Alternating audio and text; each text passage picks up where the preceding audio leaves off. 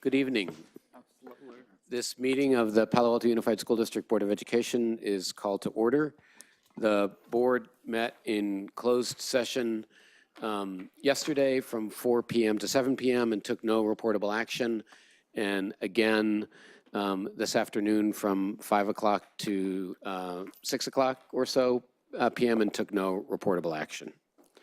The next item on our agenda is the approval of the agenda order. Is there a motion to approve the agenda order? I move we approve the agenda order. Second. Student board members, preferential vote on approving the agenda order? Aye. Board members, all in favor? Aye. Aye. Any opposed? Agenda order is approved unanimously. The next item on our agenda is the approval of the consent calendar. Items on the consent calendar are approved in a single action with no discussion, except if a member of the community or a member of the board wishes to discuss the item, in which case we will pull it from the consent calendar and take it up in the action section of the agenda. Are there any items on which we have cards from the community or requests from board members? I believe we're pulling H from the consent calendar, and we'll bring it back at the next meeting. I have a request that we also pull F and G. For discussion? I'm pulling mine from the meeting altogether, H. Yeah. Oh, okay, no, just for discussion. Okay, are there any members of the community who have cards that wanted to speak to any of the items on the consent calendar other than those already mentioned? Okay, so is there a motion then to approve the consent calendar with the exception of items F and G, which will be taken up later in the meeting, and omitting item H, which will be held to the next meeting? I move we approve the consent calendar A through F. No, A through E. Second. Student board members, preferential vote? Aye. Aye. Board members, all in favor? Aye. Aye. Any opposed? So the consent calendar items A through E are approved. F and G will be taken up in the action section, and H will come back at the next meeting. Next item on our agenda is open forum. Open forum is an opportunity for members of the community to address the board on items that do not appear on the board's agenda this evening. I have some cards from folks, but if there are others, you can fill out a card on the side and put it in that box labeled speaker cards, and it will get up here. And if you're a student, please indicate that so I can move you to the front. Yeah, and if you're a student, you get to go to the front of the line, so you got to check the box. And it works the same for items on the agenda. You can fill out a card, indicate the agenda item that you want to speak to, and when we get to that, we'll call you. President Dauber, I have a question about the two things that we just moved from consent. There isn't any action section on our agenda this evening. It's information and discussion. Is there someplace else you might want to put those? So we will take it up. That's a good point. So let's take these up at The end of discussion. yeah. Let's take them up at the end of discussion. So after 5D, if that's agreeable to everybody. I'm actually going to suggest we do it after the information items. Yeah. Yeah, because the reason I pulled it's not going to be long. Okay. Okay. That's fine with me. Let's do it at the after 6B then. Okay. So we've got 1, 2, 3, 4, 5 for now. Look at this a bit. Okay, so I'm going to call 3 people at a time, and so that you know that your turn is coming. And when it's your turn, you can just step up to the podium, and you'll have 3 minutes to address the board. First is Tom Sagi, Victor Ojakian, and Shaunak Darap. I'm all ready with my timer. Is Tom Sagi here? He's not Okay, so we'll put him at the end then. I have a question. Yeah. We're starting open forum a lot earlier than we normally do, and since our practice has been more like 7:15, I wonder if we are going to end up with a problem. Actually, what's different about this agenda is that we have the superintendent and the board member reports. Usually come before. Usually come before. Here's what I suggest we do. We proceed with open forum. If Vic's ready. someone, Vic's here, so we got to proceed with open forum. And if we get somebody who expected to start open, to start at 7, which I think is probably the latest reasonable time to honor someone's expectation, then we'll take them. How's that? But maybe in next agenda setting, we can think about timing. Yeah, we should probably put open Talking forum. about 6:45 as being, Yeah, open 6:45 to session 7 is time. our target time. Yep, Right. yep. so- Okay. But our norm has been more like 7. Luckily, we have enough members of the community that will get into that time. And then, so if they're expecting 6:45, we'll meet it.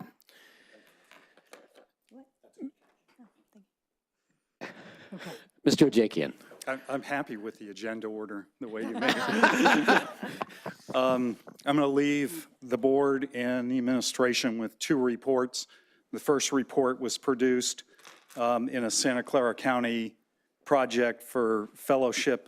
It was a fellowship and intern program this last summer. The report's called Suicide by Firearms in Santa Clara County. Why do I bring it up?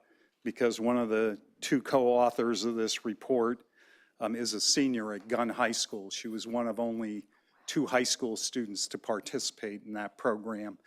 And next week, I think we finalized it today, the mayor of Palo Alto will sign a proclamation honoring Tiffany Hsu, who in that proclamation, if you get a chance to take a look, has done more than this project, including she's the head coach of the JLS middle school 6th grade girls volleyball team. So I've gone out of my way to try and make sure that Tiffany gets the recognition that she deserves, because I think she's done outstanding work. The other report I'm going to leave you came out about 10 days ago. It's called a report on student suicide prevention policies in California. This was a survey done by the Trevor Project to see if people are in compliance with AB 2246, which is the state law that passed in 2016 requiring school districts to have a suicide prevention policy. Part of the reason why I bring this up is this report stopped a different process literally 5 minutes before it was going to happen, and that is a request to the California State Auditor to audit school districts in California to see if they're in compliance with 2246. So I would advise this board, as we are other people, to make sure your policy is in compliance. There's talk in the California Department of Education to determine if people aren't in compliance, what should happen. So I'm going to leave both of these reports with you. Thank you. thank you. Thank you very much, Mr. Ojakian, for that on both those items. Next is Shaunak Darab, Kathy Jordan, and Elizabeth May. Good evening. I wanted to speak actually to 5A. Is this the appropriate time to do that? No, oh, sorry, I apologize. I have this misfiled. Oh, that was me. yeah. I misfiled it. No, this is open forum, sorry. Okay, My thank you. Kathy Jordan, Elizabeth May, and I want to say Odd Ismail? Sorry. Thank you. I wanted to bring to the board's and the district's attention and discuss the vaping issue at Pali. Wanted to make sure that you were aware that there were 2 articles in student publications a year ago. So this is not a new problem, and it's been brought to the attention of the district previously. I wanted to talk to you about the issue of our students spending time out on the football field instead of sitting in a classroom receiving instruction. According to the Pali Voice, quoting district employees as well as the Pali principal, vaping in the bathrooms is setting off fire alarms. According to a district employee who was quoted in the Pali Voice, bathrooms without security cameras were being locked. I know that was a temporary measure. However, students were inconvenienced in not being able to use those bathrooms, as well as being inconvenienced when vaping was taking place in the bathrooms. I also wanted to mention, as I have previously, that vaping is considered smoking under the law. And also under the law, smoking is not permitted in public buildings in California. And the school district is comprised of public buildings. So it would be great if the school district would take proactive measures to comply with the law, to make sure that vaping is not occurring in the bathroom, which is smoking in the bathroom, and so that all students may use the bathrooms, and so that students may be in their classrooms receiving instruction rather than being out on the football field. Thank you. Thank you. Elizabeth May, Aud Ismail, and Tom Sagi. Can we reverse the order? Is that possible? Or does it Yeah, matter? that's fine with me. Tom, You want to can you go do first? Tom Sagi, Aud Ismail, and Elizabeth May? Hi, everybody. So my name is Tom Sagi, and my daughter Ella is at Alani, room 8. And the reason we three of us came here today is we really want to appeal to the board to bring in sun protection to the schools, Alani in particular, and also other elementary schools. I think a little bit of family history. So my dad had melanoma. Luckily, it was found early enough, and he survived that. And then several years ago, my brother was diagnosed with a rare type of melanoma that actually is in the eye. So he went through radiation therapy, proton beam radiation, and he actually lost vision in his left eye as a result of that melanoma. So we have a long, and then my grandmother died of skin cancer. So we have a long history of skin cancer in the family. And I think that it's really not responsible to put all that responsibility on the kids to protect themselves from sun if we can actually do something proactively and install sun protections in school. At Alani, there's almost zero sun protection, for example.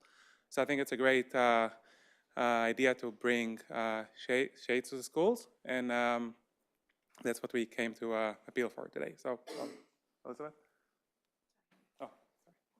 Hi, my name is Aude. I have 3 children in the PAUSD district. I have 2 at Ohlone in 3rd and 5th grade, and I have 1 at Preschool Family on the Greendale campus. Sun safety matters to me because I'm at risk, high risk for melanoma. I've had 35 mole removed, so my children are therefore at risk for melanoma. We apply sunscreen every morning at 7:30. It's gone by the time they go and play outside. I teach them to reapply, but they're overexposed to sun on their campuses. Their lunch table is in the direct sun. They also spend all their recess time playing outside. They bake all day, every day, when they're at school. California Education Code 35183.5 addresses the importance of protecting children from sun's harmful rays. Most skin cancers are caused by overexposure to the sun's UV rays. We receive 80% of our lifetime sun exposure by the age of 18. Peak sun hours are between 10 a.m. and 2 p.m. PAUSD has a sun safety protocol on the site, which provides a number of links, as well as a recommendation to apply sunscreen and allowing students to wear hats. The Grade 1 Health Education and Content Standards for California Public Schools under Personal and Community Health, Essential Concept 1.2 is identify the importance of sun safety. Yet, we provide no resources on our campuses to demonstrate or support this concept. Many of the school sites bake in the sun. PE takes place outdoors. Most days, weather permitting. Our Ohlone PE teacher, I can only speak for Ohlone, the amazing Bobby wears a giant safari hat much of the time because his face burns. Please work with our sites to assess the needs for permanent shade structure to keep all our kids healthy by being able to stay active outside, and in the future by not suffering from permanent and preventable skin cancers. Thank you very much. Thank you. Elizabeth May? I'm going to submit to you all a letter by Dr. Brian Cho, who's a dermatologist at PAMF, and it's signed with a number of other physicians who he did a sun study at, specifically looking at the Ohlone site, as well as piggybacking on some work that's been done at Fairmeadow. So I'll submit that to the board. My name's Elizabeth May, and I'm the parent of 2 children, one at Green and one at Ohlone. And amid many volunteer roles at PAUSD, my longest volunteer gig has been as a volunteer with PI. And our family deeply supports the mission of fundraising for all our students to make sure nearly 12,000 students have similar resources made available to them. A few years ago, I began to notice how incredibly uncomfortable it was to spend any time on the blacktop at Ohlone. So I asked other parents if shade was a health concern and if sun exposure, we all were worried about this. And we all have many issues to be worried about. Parenting is tough. But uniformly, shade was a concern. So at Fits and Starts at Ohlone, we've made some progress. We worked with some staff at PAUSD to get some play space under trees. We moved and planted some additional trees in improved locations for future shade. But where we ran into a challenge was working with PAUSD staff to move along any request to push shade construction into budget planning. We as parents were told, you should fundraise for it. About 15 years ago, our district went through an important community process to establish PI to eliminate the inequities in funding at our sites. All our sites have different shade needs. Some sites need more shade than others. Some have mature trees. Some astute and aware principals included shade in the rebuilding done through the last bond issue. Some did not. In your last meeting, the board approved $300,000 to build a new playground at El Carmelo, which is a brilliant and important opportunity to continue working towards parity of experience at our schools. With that in mind, please make shade assessments and shade construction a priority for the health and safety of our students. Please do not ask our parents to fundraise for something that is a facility and infrastructure need. Our parents are amazing and so incredibly generous with their time and energy, but it should be used for building community, which is profoundly important to a strong and healthy school district. As you move forward with wrapping up the last bond issue, and hopefully voters willing, allocating the new one, the cost for compliant shade is not prohibitive. Please do not miss this chance to provide a safer environment for all our 12,000 kids. Thank you.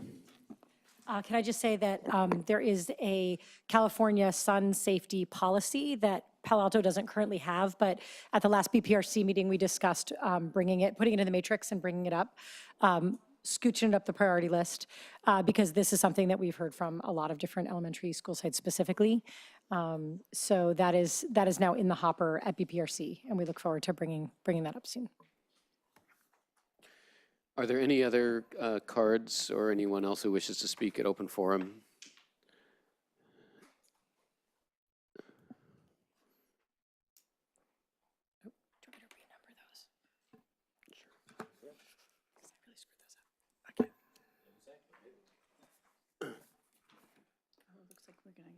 Looks like it, yes. For open Did you forum? wish to speak at open forum? Okay. Oh, I think Beth is gonna. Yeah, ready? Okay, in Okay. 6 minutes? Will you be translating? Yes, so we double the time for if there's a translator, so you'll get 6 minutes rather than 3 minutes. I can do it in English, it's fine. I'm gonna be doing it for myself. Okay. Oh, okay. Okay. So basically, my name is Alicia Soto. I live here in Palo Alto, and I went through a really bad experience with the district. My daughter was left without receiving school for over a month, and this was really frustrated because I was going to the district asking for help, and nobody was able to help me at the beginning. I experienced everybody were rude to me, even the people in the front. I think things should be changed, and they should receive better. They should receive more training in how to treat people and approach to them, because I was trying to schedule an appointment and nobody could give me an appointment. At the end, I was able to receive the help and support that I was looking for, but it's just something really frustrated that I don't want any other parent and a student to go through this. I have another son that is experiencing problems too. He was in an advanced class, and out of the sudden, he's in regular classes now. And he is really frustrated too, because he feels that he's not being treated equally, and he's getting really bored at school. And I went and I speak to somebody at at the school, and they told me that they couldn't do anything anymore because he's really behind, and if they switch him, he's not gonna be able to succeed this year.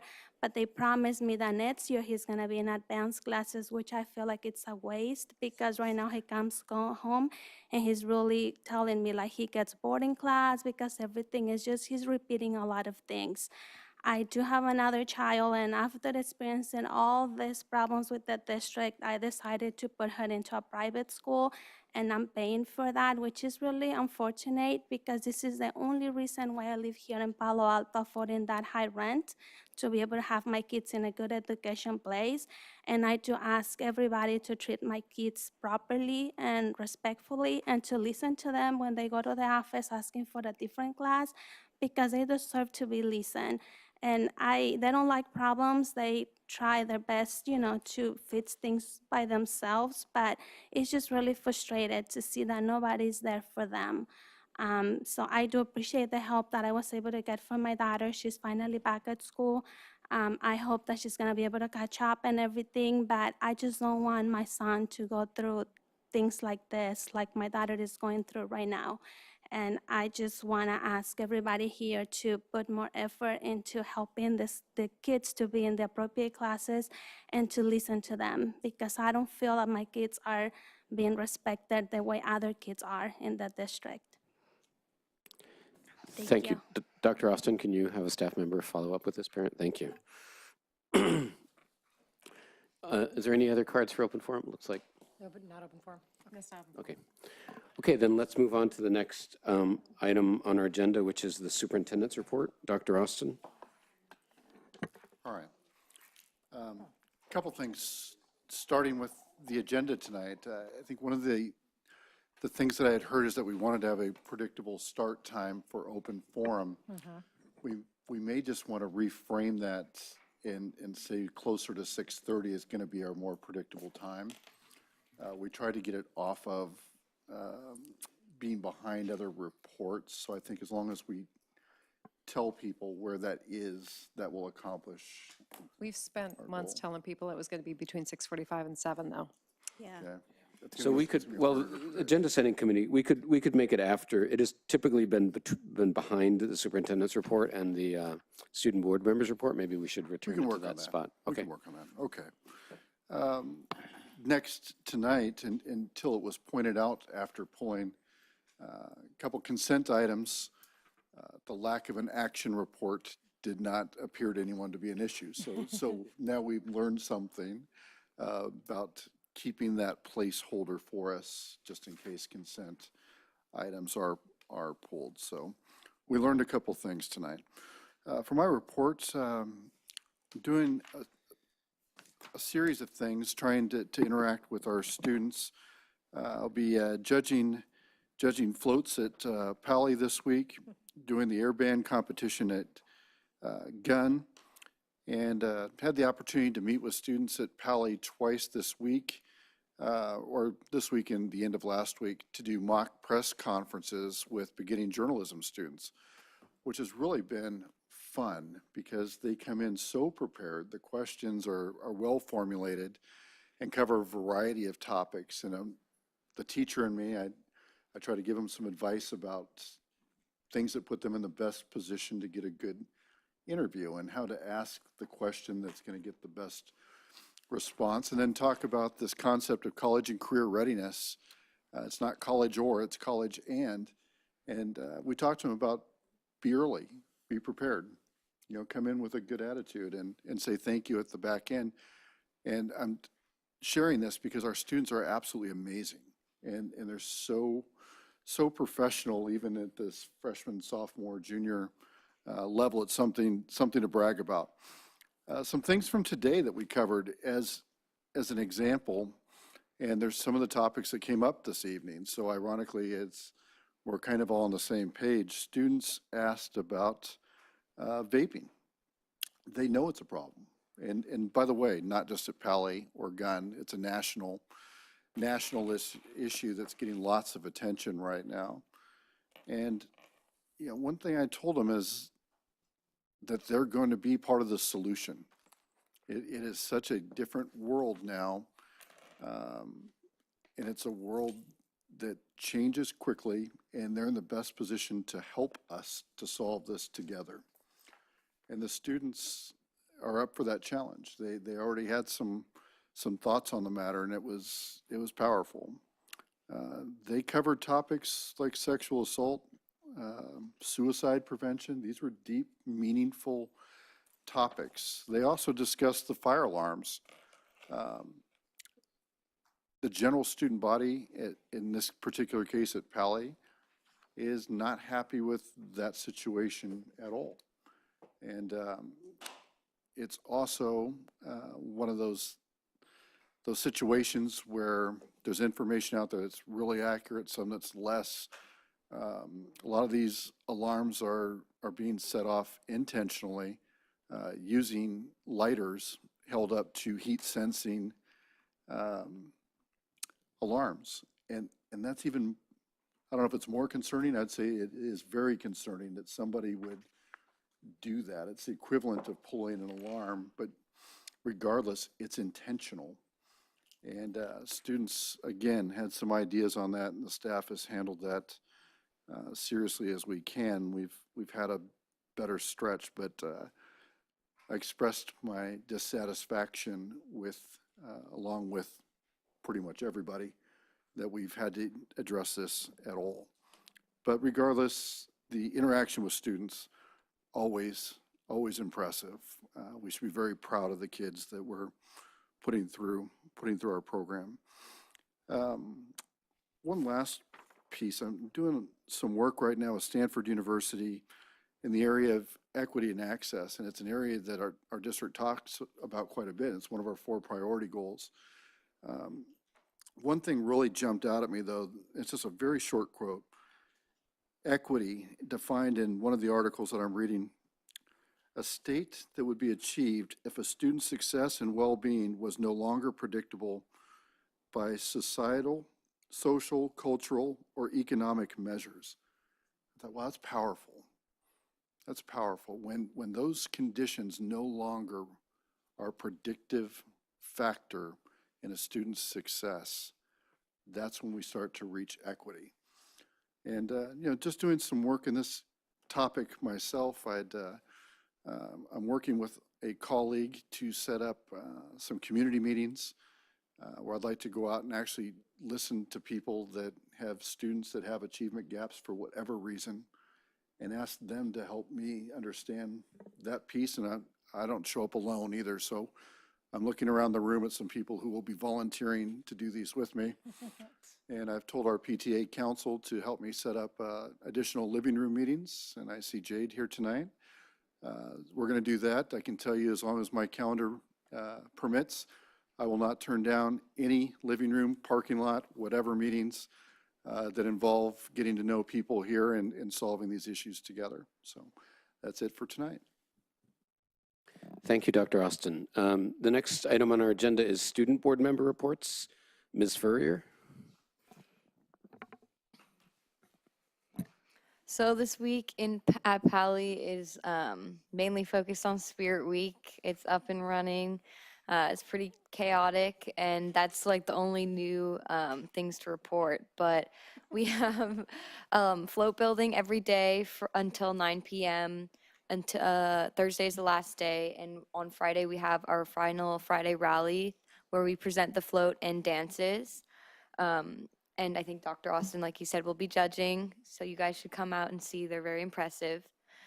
We also have our homecoming dance, which is Saturday, October 27th, in our small gym until 11, from 7 to 11. And we also had our Pali Fall Choir concert this Sunday, which was a very great concert, although the fire alarm did go off during it, which was frustrating, but they've been really working hard to put together their a cappella groups, and it came out really good. And then lastly, Pali ASB is organizing Stanford Parking so students can fundraise for different clubs on campus, and this weekend is our last weekend to raise money, with the money going towards Pali Future Business Leaders and Model UN and Youth Community Service Club. That's it. Thank you. Mr. Prabhakar. Yeah, so Gunn is also in the middle of homecoming week. So yeah, like Pali, we have air bands and we have floats that are going on this week. We have air bands Thursday evening. which is where the gun grades each make a dance along with accompanying music, and then they get judged.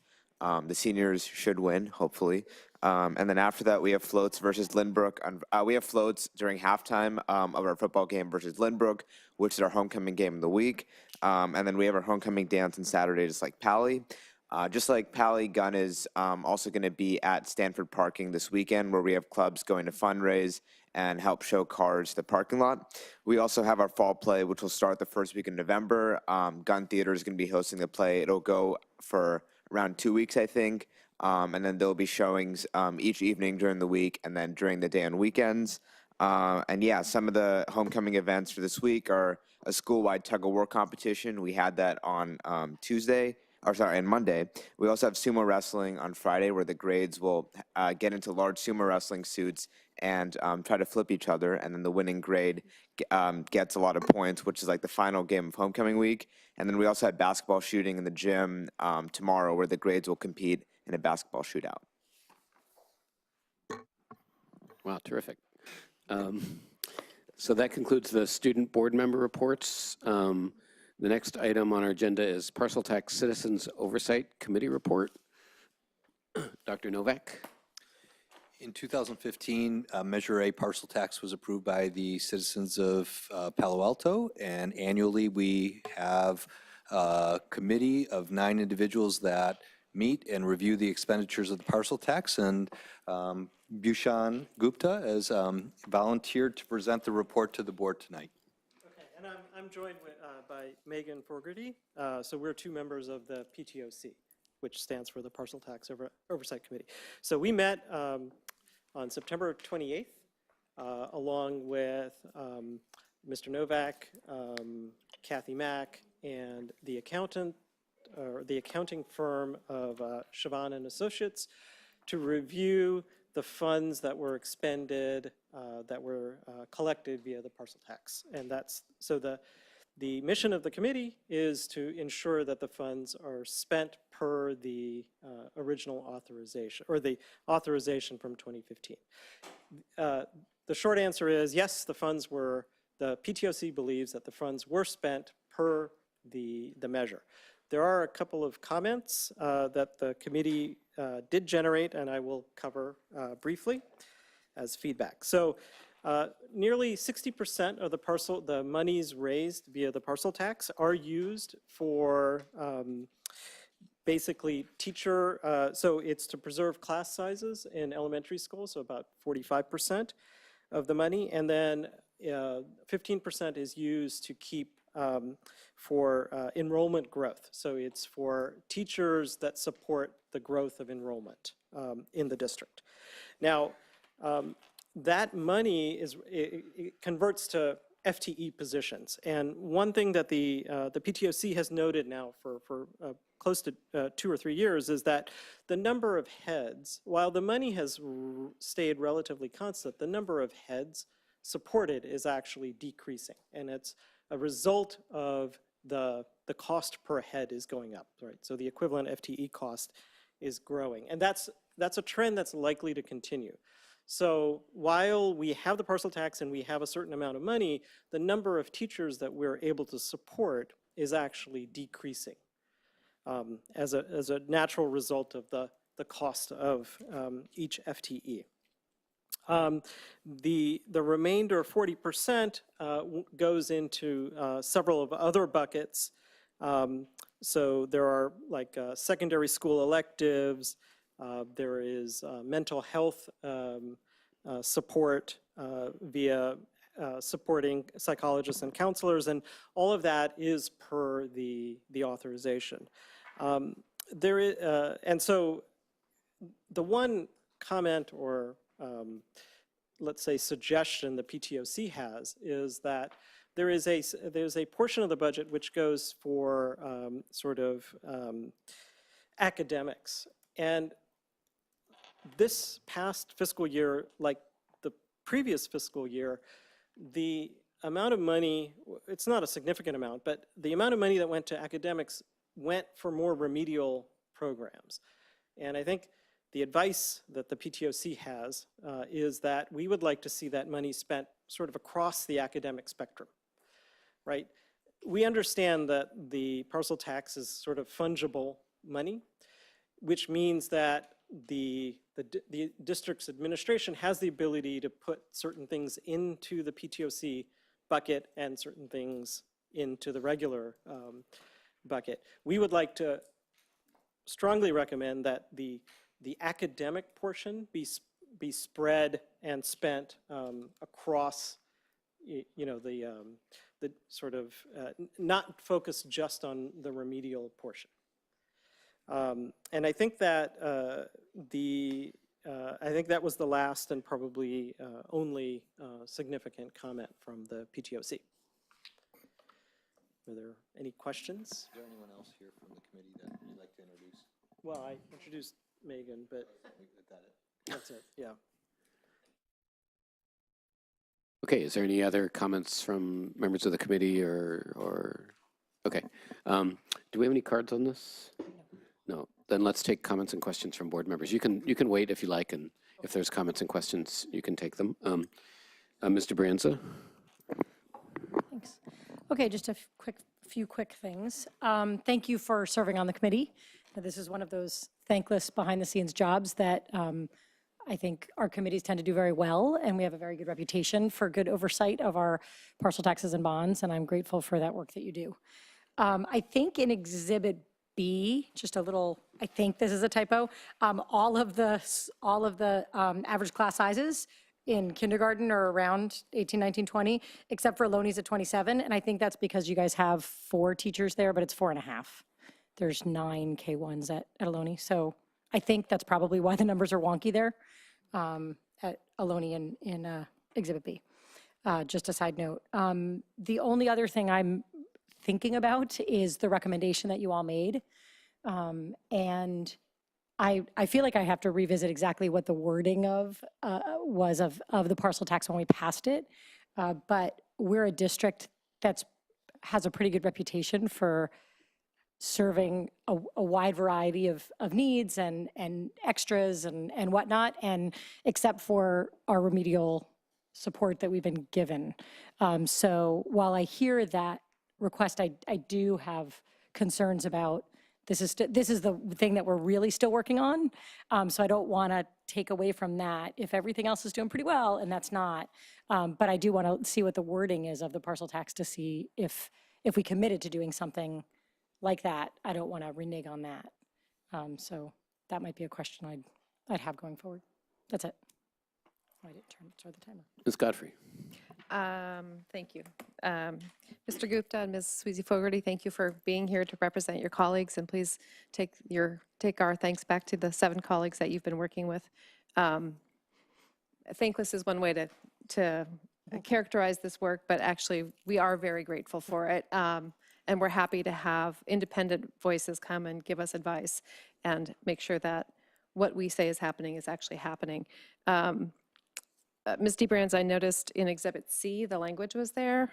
And so to preserve excellence in core academic programs, including science, engineering, math, reading, writing, arts, and music with local funding that cannot be taken by the state, reduce class sizes, attract and retain qualified teachers, and advance health, well-being, and equitable opportunities for every student. Yeah.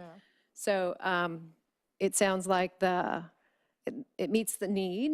While I appreciate the forethought it took to get together a recommendation and bring it, I can understand where there might be a little bit pushback on that, but I do appreciate that. One of the tenets I believe we have in this district is that we want every parent to see their child in everything we do. And there are, of course, sometimes special occasions where we have to go above and beyond that to make equity and access a priority. So we will consider that recommendation, and thank you very much. And again, thank you for the work you do, and please share that with your colleagues. Mr. Collins? Thank you. Thank you for the report. I appreciate it as a oversight committee veteran. I am very appreciative of I know how much work goes into this, and I have always found that the Parcel Tax Committee in particular does an outstanding job of understanding their domain and reporting out on it. I see Mr. Novak, who probably has seen much less successful parcel tax committees in his day, nodding. I really have a question for you, Jim. I mean, the thing I've always struggled with on the parcel tax is, as Mr. Gupta said, the dollars are fungible. And so to say a dollar from the parcel tax goes for one purpose or another is like saying, an electron generated at the dam ends up being in this light bulb. I mean, no one can keep track of it. They're all fungible. So what does it really mean? Are these arbitrary allocation decisions, or what does it mean that parcel tax dollars go toward FTEs? In general, a lot of these positions, while you're right, they are fungible. If we were to lose the parcel tax, the reality is a lot of these positions would go away. Class sizes would increase, and a lot of these positions would be gone. So some of the dollars could be traded out, but that's the general idea behind it, is what would we be missing if we lost the parcel tax? But, I mean, can I press you on that just a little bit? I apologize. I should have discussed this with you before the meeting.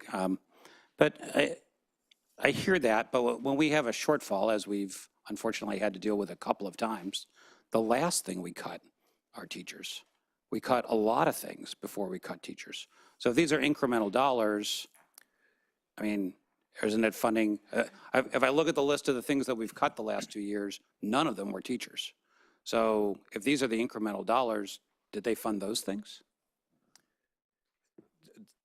They're all choices that we could make. I mean, Yeah, okay. But I don't guess, have any. so is it arbitrary? So it is, I just want to understand, the dollars are fungible. There's no statutory way that these aren't categorical dollars. No, other than kind of going back to the language. The language Yeah. that we had in the parcel tax was to reduce class sizes and some of these things. So what we're trying to do is to address the issues that were in the parcel tax. Okay. And we just carry it forward. Okay. Thank you. That's helpful. On the issue that Mr. Gupta raised and the committee raised about the allocation of dollars, I guess I have a slightly different view. Because the dollars are fungible, I think this is a situation where allocating them across things that, like you said, everyone in the district can see their child is, to my mind, a feasible thing to do.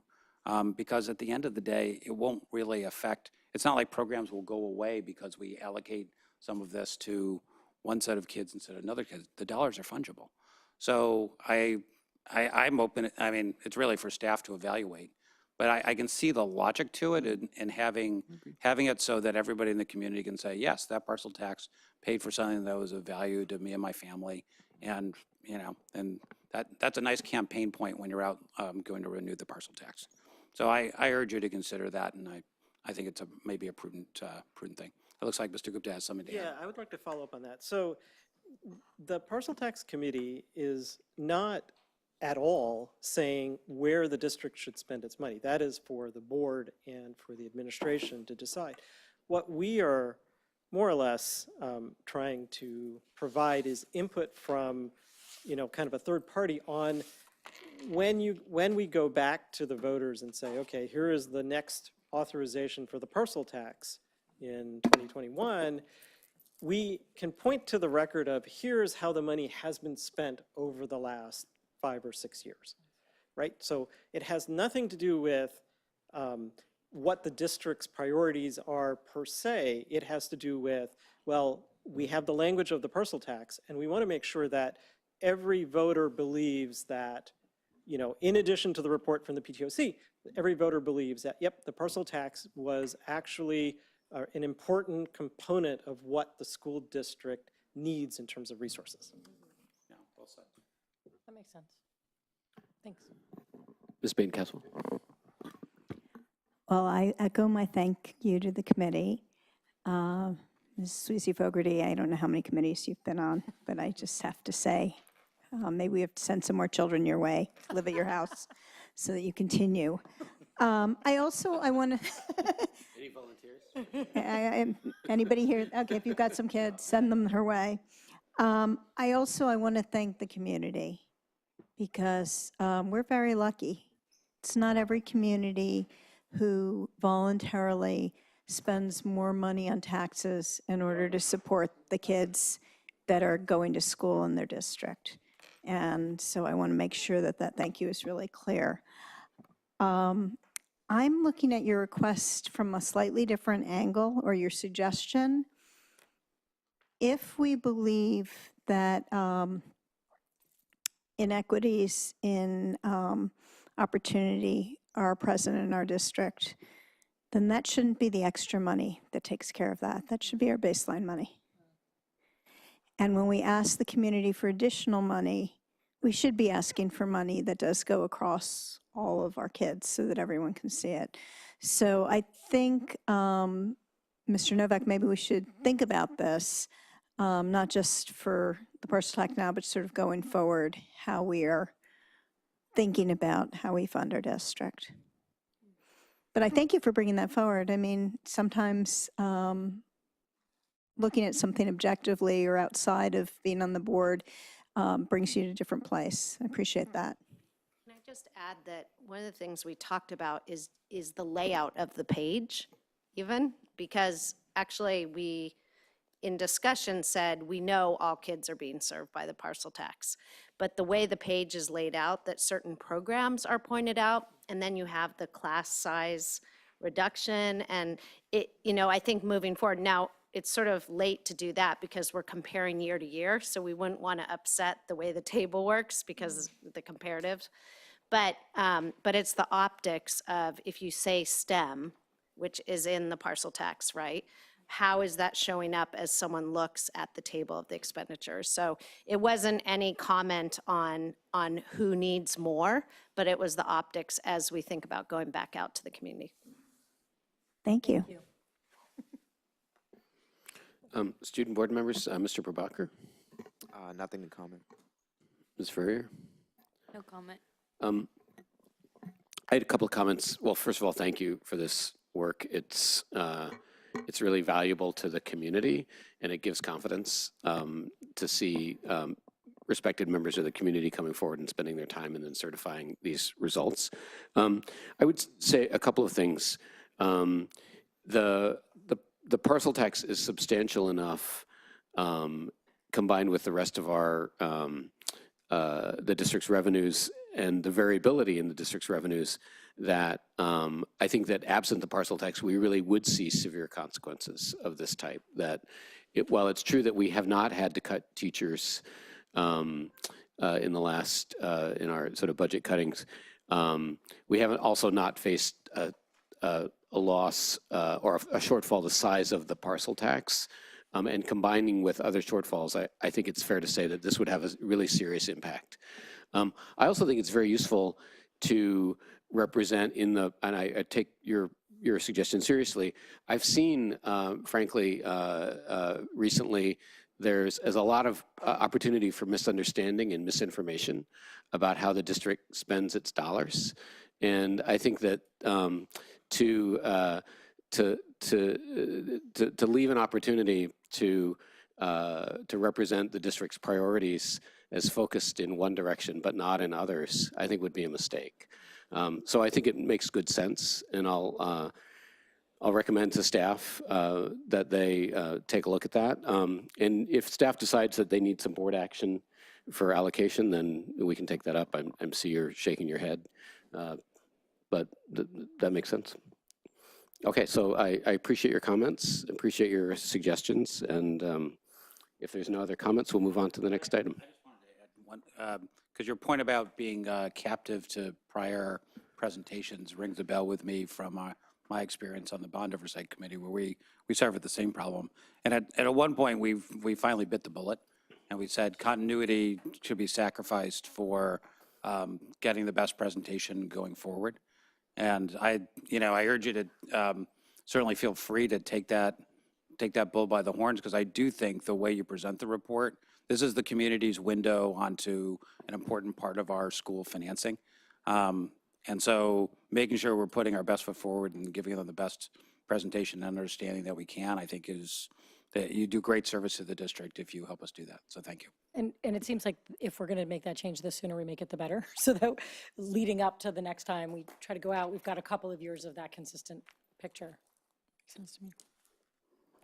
Okay. Thank you. Thank you very much. I think we had Mr. another Novak. committee member, Steve. Yeah, I just wanted to make sure that the board recognized. Oh, terrific. Thank you. Thank you very much, and thanks for all of you who are here and who are not here.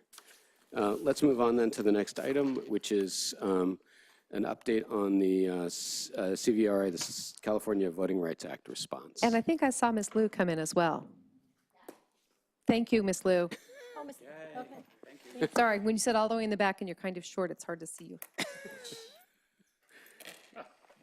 I don't think we have any community comment. Dr. Austin, do you want to quickly introduce this item? I'll frame this up. Tonight we have William Tunick from the law firm of DWK to give us a progress update on the Voting Rights Act issue that was facing the board and in our progress and report to the community. Thank you, Dr. Austin. Good evening. Pleasure to be back with the board again this evening. As Dr. Austin mentioned, I was here late last month, and we talked a little bit about the California Voting Rights Act, also known as the CVRA, and specifically in the context of a letter the district had received in August of this year alleging that the district's elections were in violation of the CVRA, and we had a short presentation in that open session meeting where we talked a little bit about what the CVRA is. Just quick refresher on that. It is a state law that essentially prohibits the use of at-large elections, so the type of elections that the board currently uses where all members of the community or all voters in the community vote for all 5 board members. It says those elections may be illegal if certain factual circumstances are present. And if that's the case, one way to address that situation to become immune from the CVRA really is to change how board elections happen from those type of at-large elections to what are called by-trustee area elections, which look more like your Congress or state assembly elections where the district is essentially divided. You create trustee areas within a district, and each seat is assigned to one of those areas, and voters only vote once every 4 years for one of the 5 board members. They no longer vote for all 5 board members, and they don't vote every 2 years. So we talked a little bit about that last time. We also talked about the statutory process that the CVRA sort of entails as far as what happens when one of these letters, if a district gets a letter like this. And what the statute actually says is the district has, at a minimum really, 45 days in which to sort of make a preliminary determination whether or not it's going to make a change to its election process. And if it does, sort of in exchange, I guess one could say, the statute says that the attorney who sent the letter, it was an attorney in this case, is limited in the amount of attorney's fees they can recover. $30,000 is the number that's in the statute. So in this case, we had that 45-day period. As I mentioned last time, after we received the letter, I reached out to counsel who sent it and indicated, you know, the board was still looking at this. We needed a little bit more time. It was obviously, it's an important decision, and indicated that the board would would work on it as quickly as possible, but didn't expect really any sort of response until after its November 13th meeting. Didn't get any objection to that timeline from opposing counsel. So I know last time when I was here, I mentioned that there would be a little bit more time. So that was the details of that piece. So in a sense, the board is, or the process really is beyond that 45 days, which has the $30,000 cap in it. But we informed opposing counsel that this is the position that we were going to be in. The board needed to take a look at it. It really makes a lot of sense, and that there was no great urgency in the fact that whatever, if the board took any action at this point, it wasn't going to have an impact on the 2018 elections anyway. So that was sort of where we left off. The next thing we did was we actually reached out to the individual who sent the letter and said, look, the CVRA says in order to have a violation, just having at-large elections isn't enough. You have to have evidence of what's called racially polarized voting, and that's a specific defined term.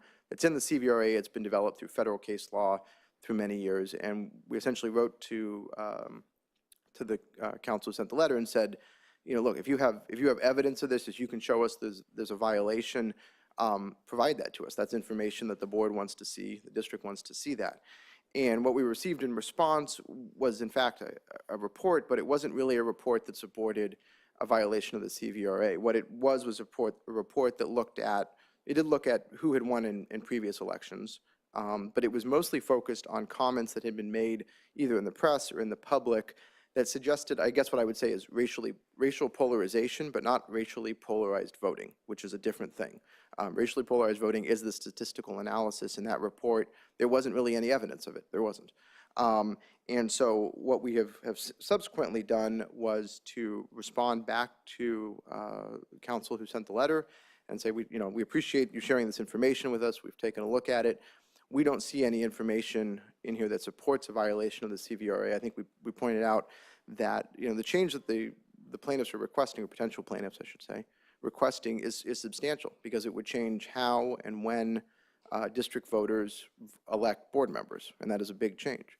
And that in order to make that change, the board is looking for compelling evidence that there is some sort of violation, and we didn't see that in the information we got to date. So the response essentially back was, thank you for providing this.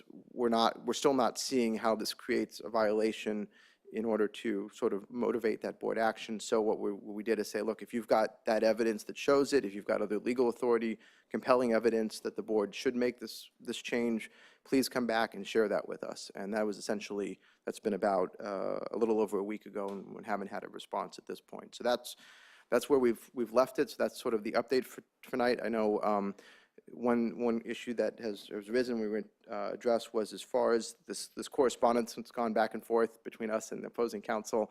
I think the superintendent, we're going to work on getting that posted on the district's website. So if members of the public are interested in it, they can see the content of that correspondence back and forth. But I think that sort of brings us up to where we are tonight. If there's any questions or comments. So before we take any comments from the public, if there is any, I just wanted to sort of point out that this is this item and this discussion in public is part of the board's process of giving the community periodic updates on where we are with this process. Thank you, Mr. Tunick, for outlining that, and also giving the opportunity for the community to provide input here at the board meeting, and also for board members to make any comments or questions that they have. So that's the process that we're in, and that's the nature of this item this evening. Is there any? Do we have any cards from members of the public who wish to comment? We do not. Okay. Then we can take a quick round if there's any comments. First is Ms. Baton-Caswell. Thank you, Mr. Tunick. My questions have been answered by his presentation. Mr. Branza. Thank you, Mr. Tunick. I have no questions. Ms. Godfrey. I don't have any additional questions. Mr. Collins, no. Ms. Furrier. No comment. No comments either. And I'll just say that I appreciate the support of the district's attorney in dealing with this, and the fact that we're taking this sort of in a step-by-step prudent fashion. I think it's in the district's interests. Thank you very much. Appreciate your help. Let's move on then to the next item, which is item 5A, the superintendent's update regarding setting direction. Dr. Austin. Okay. This is on, but it's not great. Okay. Why don't you take the one next to you? Maybe this is. Yeah, because it's not working. Is that better? Maybe it's just me. Okay, that's better. That's better. Right on. It's just the mic. Okay. First of all, I think it was finally time to have a quick discussion on some thoughts about setting direction for the district. And while I have a couple pages of notes, I'm not going to use them because I've been working on this diligently enough to feel pretty prepared. Coming here, it was interesting to me that right from the beginning, people started asking what my initiatives were going to be as a superintendent. And I thought that was inappropriate for me to come in with a list of initiatives before I even knew the district. And a promise I had made to everyone was that before bringing you anything, I was going to get to know some people and figure out the system a little bit. And one thing I saw is we're here in the Silicon Valley in a place that is a hub of innovation and creativity and has fantastic business models. And yet school districts are school districts, and they often look exactly the same. So what I'm trying to work on right now, we're going to share 4 examples of where this is going right now, is a system that starts with setting direction, not goals. So it moves us away from a static strategic plan and more into a direction setting funnel to where we can take great ideas and decide how do they match up against our 4 district priority goals. One of the nice things about our district is we have 4 well-developed priority goals. When we look at powerful teaching and learning, health and wellness, we look at equity and access, sorry, I'm just drawing a blank on the last one. I've only done this 10,000 times. And district office operations, thank you for that assist there, Mr. Collins. And when we're looking at those 4 priority goals, they do 2 things. They frame up what we say is important, and it also should be an indication that anything that's not in one of those 4 priority goals, we better make sure we have a real good purpose for why we'd be wading into those waters. So after it goes through the filter of the 4 priority goals, the next thing is to set the pace. And this is a place where school districts can go askew if they don't really think about, is this something, whatever it is that comes through, that should go fast or is better served going slow. And when we get through setting the pace, I'm going to come back to this in a moment, there are 2 very different paths we can take. Once it goes through the pace, we're talking about allocation of resources. Allocation of resources can be human, fiscal, time, energy. And then finally, once it gets to that point, how do we execute? Now, the good thing is, on the front end, that gives us a path to get to a system that can make sense and we can all understand as we're trying to bring the ideas through. On the back end, it gives us a really nice framework also for after action reports. So on the back end, if things go well, we can say, okay, what was it that went well? What did we do different this time to hit it on the priority goals all the way through execution? Or conversely, where did we misstep? And that's been a powerful lens for me to look at through outside eyes about perceived missteps are breaking down in a couple very common areas. Most common have been in execution. And in execution, sometimes it's just the rollout piece that can miss. That is not unique, by the way, to Palo Alto. The other place where it can miss pretty easily is in the area of pace. And when we looked at pace, here are the 2 pathways and the place I'd like to highlight tonight. Some things are best served in what we call a 3-year roadmap. A 3-year roadmap means this thing, this whatever it is, let's use next generation science standards as an example. It's important and we know it's coming and we know that we're doing some gear up activities, but does that belong this year on the heels of 3 other implementations, or does it belong next year or the year after? Well, with some thought behind that, we can place it and then point to it so people understand, everyone understands this is coming, it's important, and we're going to do gear up activities, but everything is not a today item. On the flip side, we have lots of opportunity for today items. And the today items are what we're going to call a series of sprints. And those will largely be accomplished through a combination of things, sprint goals, which we're going to talk about in a second, and agile teams. Both concepts that were born right here. And when I mean right here, I mean literally right here within blocks of this building, some of the best thinking in this area. The beauty of agile teams and sprint goals is that it builds the capacity of the entire organization. It goes so far beyond any one office or any row of offices at a district building, and instead puts the power and the people closest to our students. And when we really do this well, it'll put the power in our students' hands as well, because it's an area that we can place them in some pathways. A sprint goal is a goal that can be accomplished in 60, 90, 120 days with extreme focus on a particular area where you intend to make an impact. The beauty of a sprint goal is that if it's not successful, the stakes are low. This is different than giant strategic initiatives that require lots of people and money and time and are slow to change. These are things that if we try it and it doesn't work, it's not that big of a deal. If we try it and it does work, we can replicate it, allocate resources, and execute at large scale. That's the beauty of a sprint goal. Now, last piece on agile teams, and we're going to have some examples in a moment. The beauty of an agile team is it gets us out of an org chart, which is an absolute, I mean, we're still going to have an org chart, an organizational chart, okay? I saw some people just about fall out of their chair. But even a visual org chart almost always has people in a bubble, in some range of a bubble. You're going to see some organizational chart blow-ups tonight. You're going to see an example of creating an agile team that they didn't even work in the same department. And yet there was a task that lent itself to creating a short-term team to work together. The other piece of an agile team that's often overlooked, it's not just regrouping, leadership roles change completely.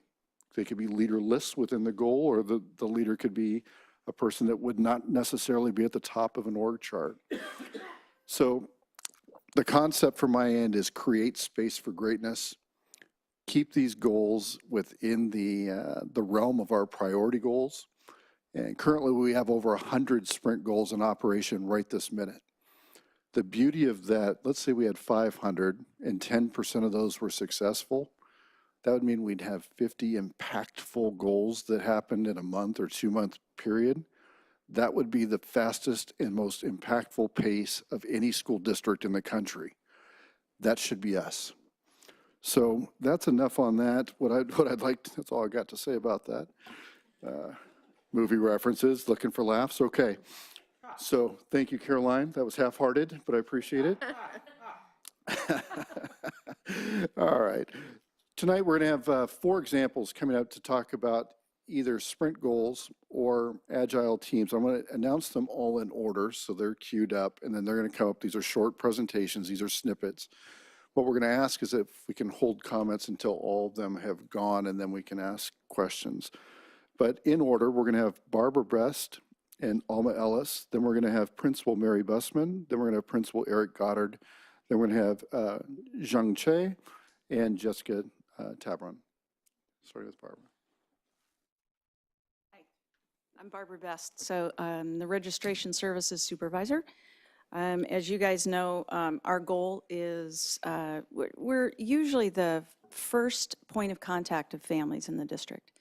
So we want to set a very good tone going forward of service to the families. And so what our goal is to take a registration and do it efficiently and place the student in a school as quickly as possible and answer any questions the family may have. So when it came time to set a sprint goal, I immediately thought of Alma. So as you know, Alma is the director of the special ed department. And what we like to do is we agreed to look at a cross-functional sprint goal, right? The 2 of us related to school placement for special education students. As you know, PAUSD is committed to an inclusive school environment. And so that requires both of our departments to contribute to the placement equation. So our department is an expert at the general ed school and placement situation. What classes are available and what spaces are there and maybe what needs to be overflowed. And Alma's department, of course, is expert at matching the IEPs of the students and the services they need with the schools and the program resources that the student that can provide those needs to the student. So it's really a combination of the 2 of us, and it can get quite complicated. Today, the system works. What we decided to do was create an agile team, right, and a sprint goal to take a look at the process and see if there's ways that we can improve. So we don't have examples tonight. Probably within a week or 2, we've already identified a couple of areas that we think could be impactful. But one of the things I can report is that it's been extremely valuable to have this cross-functional team. Right away, as we started to meet, I thought I knew what these guys did, and they certainly know what we do. But through the series of meetings, we have come to such a deeper understanding of the challenges and the needs that we serve. And so what that helps us to do is become far more creative in developing solutions and seeing areas where we can add improvements. So I'm a big fan of this. I can't wait to do the next one and finish this one. And so the other thing that happens is when you develop this cross-functional team, whatever solutions we put in place have instantaneous buy-in, right? We have ownership because we developed it together. And that's going to make us a lot more efficient in implementing any changes and training everybody. So big fan. Thank you can't wait for the next one. So.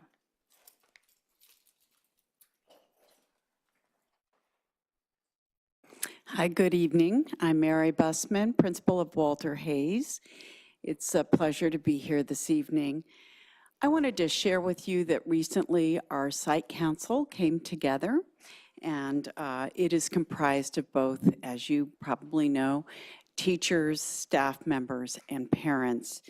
And we were lucky enough to have Chris Kolar, who's our PAUSD Director of Assessment and Research, present and discuss recent student data, assessment data with our team. From this discussion, we decided to formulate a sprint goal, and I love the term setting our pace.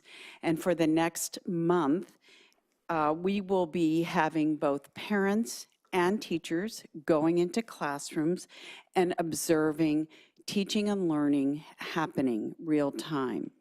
We'll come back next month to discuss our observations and really collaborate on what we're seeing, and basically from these observations, it will give us the opportunity to share our experiences of what we saw and with the students and with the teachers, so we can reference and connect what we observed with the data that we have collected and observed.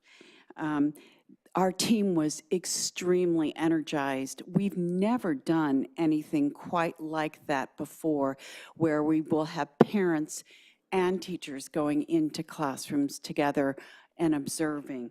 And our end goal is really to look at all students and their learning process, but particularly those students that are struggling, and how do we support them in a profound way. So thank you.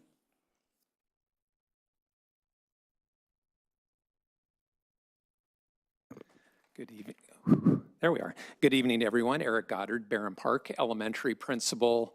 I have the privilege to lead such a dedicated group of educators in a school community that truly loves our small, wonderful gem tucked back in the Barron Park community. What did I want to share with you today? You know, raising academic achievement for all students is our #1 goal. That is without question. We find with some of our students that they experience gains, but maybe not the gains that we hope for. And that's going to be a continued task that we need to get after better. I wanted to talk to you about our sprint goal to serve as an example, and it relates to early childhood education and our kindergarten students. And so most of you, if not all of you, know the kindergarten format and structure of when extended day begins in early October. And so early on, there was a group of us, including the kindergarten teachers, reading specialists, school psychologists, that identified a number of students that, let's say, were at risk or not performing at where we expect them to perform entering kindergarten. So what we did is designed a program that took place over 10 afternoons and used the opportunity where our kindergarten staff did not have the rest of the class, because the rest comes in early October, to provide targeted instruction in the same classroom. And that includes 2 kindergarten teachers, our reading specialist, and a highly qualified aide. And so that's a 4-to-1 ratio. And again, that took place over 10 afternoons before extended day kinder began. What did we find? All students experienced gains in our area of focus, which was literacy.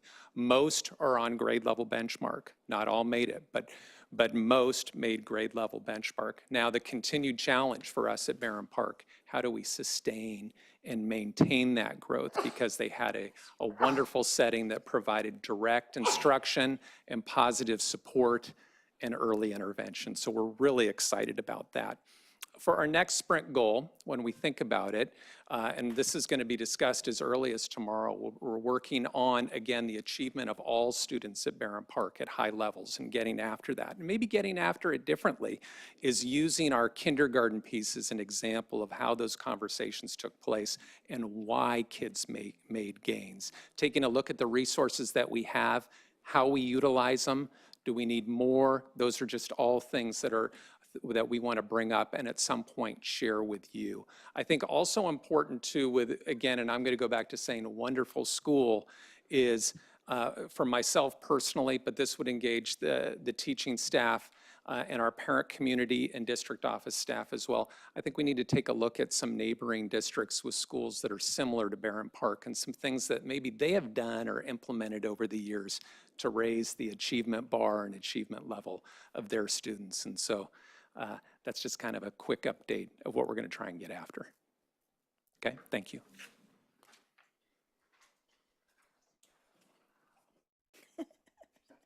Hi, I'm here to talk about our elementary creativity card, which really truly began with this cross-functional collaboration between elementary TOSAs and our team that focuses on career education. The idea came about when there was a need in elementary school.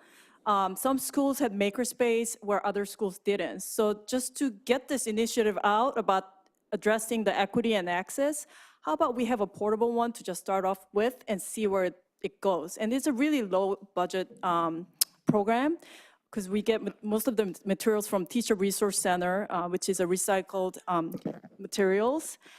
So last year we piloted towards the end, and we learned a lot. We had rolled out in 12 elementary sites, and we had a system in place that was kind of designed by the district. Trying to roll it out all at once at 12 sites, we learned as a team that it's really hard to have a system in place. So this year came about, and we identified as a team that this is an issue, this is a problem, and that we need to tackle together. And the best thing about it is that we had a lot of fun talking about these problems and really openly thinking about how we tackle this together as a team, as a cross-functional team. So many ideas came about. There was ups and downs of voices and a lot of excitement, a lot of good ideas. I'll have to say there must been like 100 of ideas happening in that room of elementary TOSAs, program assistant, and myself. We listed a bunch of programs that exist at elementary sites that we could kind of piggyback off of or enhance those programs that already had program system in place to be more efficient. So along those lines, we identified the elementary body program as one of the programs that we really liked. When it came to that identification, all of our team member was like, this is it, this is right on. And we really liked the human connection piece of it and peer-to-peer mentoring, which really we're trying to enrich at high school as well, especially with this advancement of technology. This personal connection and personal interaction is what we try to foster. So we really like this philosophy of the body mentor system. So with that, we actually rolled it out in October. So brainstorming session had happened in September. In October, we sent out message to the teachers. And that's when we learned that we were on the right path. We started getting a lot of requests and even some ideas from the teachers. And one of the exciting ideas is that this teacher that's already doing body system between 3rd grade and 1st grade wanted to add extra layer to it and have a guest speaker to inspire kids on top of that. So those resources were already available through high school programs that we're already running. So we partnered with Stanford University Sustainable Manager, and she's actually gonna come out and do activity during this body system session at Al Kamel in November. So As a team, a lot of exciting things happening. The other success story is that our high school students that are in early childhood education program. On the side note, we have already gone through articulation process with Foothill this year, which is also another exciting aspect of the program. The high school students are designing some of these lessons and coming to Greendale side and nurturing creativity cards program with the little ones. So what you see here, this is actually a spider with the Halloween theme. They were learning about big things about little creatures to eliminate fear of little bugs and how they could be beneficial to human. So those were some of the lessons that our high school students were designing for pre-K students in this program. So as an agile team that's adaptive to problems, as we face problems, we have to be adaptive. And really, the key is that we have to openly talk about failures, because that's the only way we could really improve. And I think being able to have that culture and bringing different teams together to tackle different problems. In this case, it was truly the elementary TOSAs that had the expertise of the age group that we were targeting to nurture the creativity. And we had program assistant who was setting up the logistics and going shopping literally to get all the materials at the teacher resource center. And myself, I focus more on facilitating of the meeting and bringing the resources, and also the external Stanford partnership, really that it inspires the kids. And also the high school program, Hillary McDaniel, Miss McDaniel, is the one that also brings our high school students to interact with the pre-K students at Greendale site as well. So all those people and team forming together, we were able to tackle this problem. And I know that we'll run into more challenges, but we're really excited to tackle these challenges moving forward.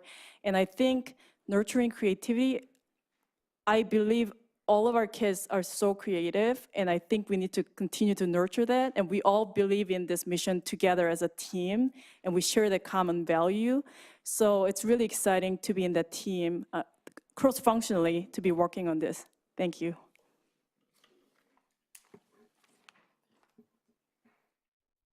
First of all, thank you for everyone who came tonight and shared your stories. The excitement is we have 100 of these going right now. And I'd say the excitement is pretty much like this across the district right now. And shared leadership is going to really make the difference for us. So I'll stop now, but thank you all very much for what you're doing. Very excited that we're going from talking about issues to action. Thank you, Dr. Austin, and thanks for everyone who came and spoke and supported. That was really terrific. I love we rolled out the cart project. I think that's a terrific. I did enjoy that. Let's get some other comments or questions. I think we have a card actually on this. So we'll hear from the public first and then from board members. I have one card, Shaunak Darab. Mr. Darab.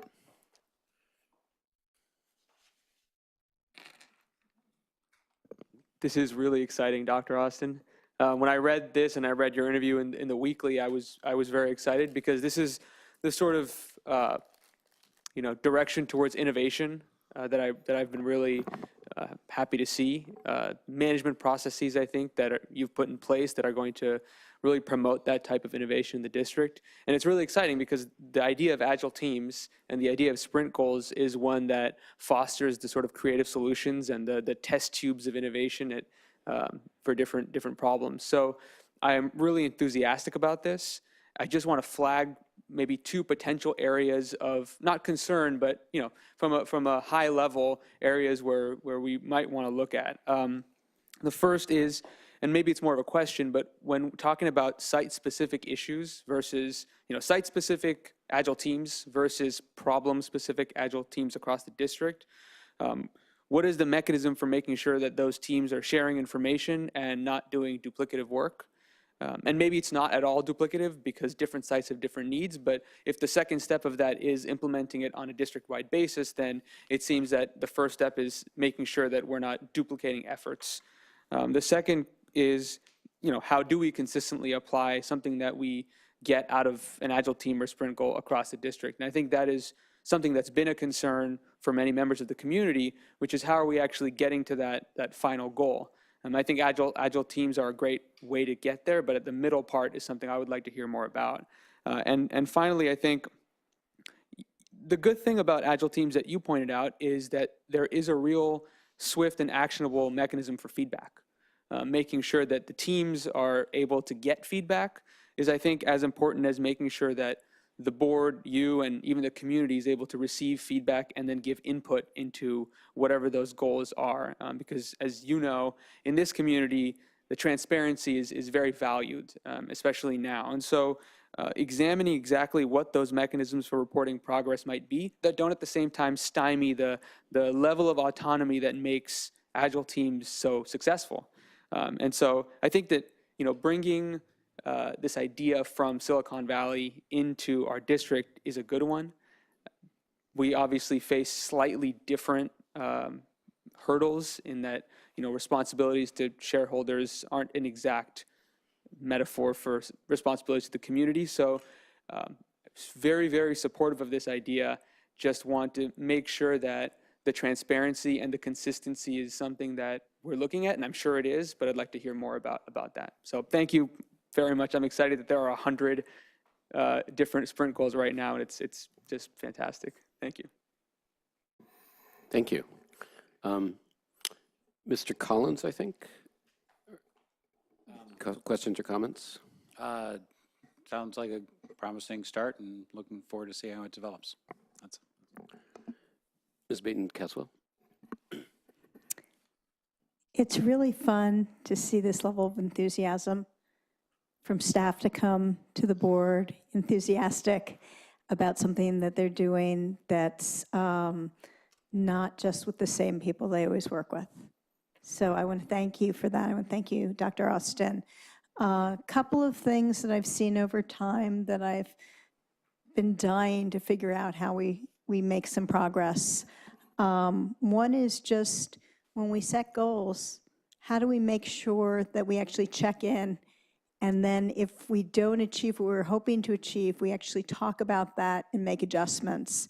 One of the things that I've seen over time here is people work really hard and then we're afraid to really evaluate things. So if they don't come out exactly as we wanted them to come out, we just throw more resources at them. And sometimes we need to stop and do something different. So I think there's the opportunity for that here. The other two things that I've noticed over time that I've been sort of struggling on how do we do something about, and I think this is maybe a good opportunity, is one is we have these fabulous practices at different places in the district, and we've struggled on spreading best practices. How do we spread them from one place to the other? And one way that will help us tremendously is if we have a system for allowing people to work together across the barriers of departments and the barriers of schools. So that seems very promising to me. Like, I love that story about the carts, not because of what the carts look like, but because you came in with an idea and then other people had expertise and they said, wait a second, I'm not sure how that's going to work. How about, we think about this? And I love that some programs that are working really well, like bringing our high school students into our pre-K program, how do we make that even better? How do we make that even more powerful? I think we've had a tendency in the past to say, okay, we did it, check, and sort of walk away. And then the last thing is, and this is maybe the most important thing, is we really, really need to have better teamwork going on across this district. It's not very fun to do your job every day if you don't feel like you're part of an esprit de corps where everyone's sort of running in the same direction. And so how do we get people running together in the same direction? And I think having a lot of these projects, they come together, they do something, they go apart, they form with another, storm and form. I think that's can't remember exactly, but I remember when I was working in one high-tech company, our CEO used to talk about music tours. And I'm looking at Barbara Best because she worked with me at that company. And he used to say, what you got to do is what the music tours do. They come, they form, they create a whole organization, they have a goal, and then the music tour is over and they disband and different people come together for the next music tour. And maybe that's like creating a movie. You know, I think there's a lot of things that are like that, but that's sort of, to me, that seems like a good way to get people working together and to see what the strengths of people who don't work with you every day are and how they may help you. So I think that's great. And I just want to make sure that we systematize the checking in at the end of the project and systematize being able to be honest and open about what needs to be changed in order to either spread the program further or to do the next program that's sort of similar to it. But the enthusiasm is really fabulous. I love to see enthusiasm like that. And 100 of these, that's hard to even think about. Thank you. Mr. Brianza? Thank you. Thank you, Dr. Austin. Thank you, everyone who came to present. This is something that we've been talking about for a little bit now, and it's really nice to see some examples out there, especially a wide variety of them, right? There's, we heard about one that actually had started last year, but you revisited it in a different way, and at 2 different school sites, one that kind of happened and is done and you're evaluating it, where the other one is really a sprint goal of getting people to a place where they can then discuss the work in a different way. And those are really different. And so it was a nice assortment, I think, that you brought to help us better understand the range of them. I love this for any number of reasons, including everyone who works in a school district is really pretty busy. There's a lot on their plate. There's a lot to do. So when we start talking about these big goals from up here, we have to do this, we have to do that, it feels so daunting, and you don't really know where to start sometimes, I think, and how am I going to fit this into the work that I'm doing already. And so if you identify these sprint goals that have a limited length of time and a limited scope, it also it makes it feel like it's doable. And what we want to do is encourage our staff, our teachers, to try new things, right? This is one of the things we're about. It also makes it a lot less high stakes, that if it doesn't work out so well, that's okay. We certainly, as Ms. Baton-Caswell mentioned, have tried something, and we say, okay, check back with us after the year. Let us know how it goes. And then we spent a year. And if it wasn't a good direction or it wasn't effective and we didn't really evaluate it at all till the end, it's wasted time. It's energy that people really put out that didn't have any payoff. So I love the idea of lots of these sprint goals to try to identify what does work and say, okay, that didn't work, but we tried it. And hopefully our leadership teams in different ways trying this will make space for our teachers to say, hey, I've really been interested in trying this or that. And we'll have the structure in place to let them try that, which is fantastic. So thank you so much. Ms. Godfrey? Thank you for hanging out with us and bringing us some on-the-ground perspective. We miss that sometimes when we sit up here too long, so we always appreciate seeing what's actually happening, and seeing your enthusiasm is awesome. So comments for Dr. Austin.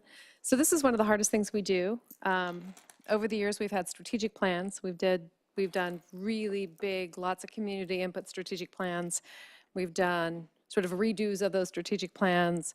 We've done last year, decided that really what we needed was just focus goals because we had so much other stuff going on. Over the years, our LCAP has really matured. It used to be kind of a bolt-on thing that just happened with sort of a small team and not a lot of input, and it's become much more robust. And so I think part of the challenge is figuring out how this stuff fits together. Like, we can probably walk away from the strategic plan we used to have, and that would mean that graphic would go away, because I can't remember what it means. The focus goals serve their purpose. The LCAP is going to stay with us, so understanding how this type of work and goal setting fits with the LCAP, I think, is really important, because we certainly don't want to have parallel things happening, right? Like, so maybe the LCAP is our planning process, and the offshoots from that are related to the pacing. You know, these things are 3-year things. These things are 1-year things. These things are what we're going to try. I appreciate your enthusiasm around 500 sprints and only 50 wins, but scores of teams doing things frenetically are just activity and not work if nothing comes out the other end. So I think we need to acknowledge that one of the things that comes out the other end is improved relationships and understanding of things that happen across the district, right? So I hate to characterize it as, 10% wins and 90% nothing, because if that's the case, please stop. Because I think the value is, and as Ms. Best had said when she was talking about the special ed and registration teamwork, understanding better what that is and understanding better what that is and understanding how you can help sort of solve the problem together. So I think there's a lot of value in that. If you ever get to the point where you feel like we want a number of this to be a big number because that's impressive, that's not, for me, a goal. Having a lot of them is not a goal. Having ones that make sense, have teams that are working together that have some value other than just answering the question they're after, I think that's really important. One way we're different is, I've of course worked in the corporate world for a long time, and having a sprinkle and having things fail and learning from those failures in a corporate environment is very different than having it happen in a classroom where there are children who are only going to be in 2nd grade once and are only going to be in 5th grade once. And if you mess it up, you've messed up 2nd grade for them. So it's not the same as a corporate environment where you say, oh, those widgets didn't work. We're going to trash those widgets and try again. So while I love the fact that this brings a way to brainstorm ideas and go after stuff, I really caution us to not pretend like we can fail fast because each kid only goes through here once. So while I think, so I would position this as the LCAP becomes our planning process. And within the LCAP, we talk about pacing, and then we decide there are things that we're willing to take a risk on trying to do differently, and we send our, what'd you call them, strike teams, sprint teams, agile teams, whatever we want to call them, after those. I think that's awesome. But as I said, I would caution from trying to have a lot of those just to have a lot of those. Because like I said, activity and work are not the same thing. So what else did I say? Oh, with respect to Ms. Baton-Caswell's comments about sharing best practices, it is awesome to share best practices. We have purposely stayed very lean outside the classroom. And so the only way I can see that we would do this is with a technology solution that had very, like where I work now, we have a best practices manager. And she actually goes out to the hundreds of organizations we work with and gathers up the best practices and writes newsletters and sends them back out and connects organizations so that they can learn from each other. And we're a nonprofit, we don't have a lot of money, but that's like our leverage point. So we need to decide if that's a leverage point we want to invest in. And if it's not, or we don't feel like we want to because we've run very lean for a very long time at the district office, then we need some other solution. That's it. Thank you. Student board members, Ms. Furrier, comments, question? Mr. Prabhakar? Yeah, I don't have much to add. I just wanted to say that I really like the idea of these agile teams. I hope we can use them to find new, more innovative ways to make learning fun, especially at the younger levels, where kids are a lot more impressionable. Any way we can improve learning for them would really help.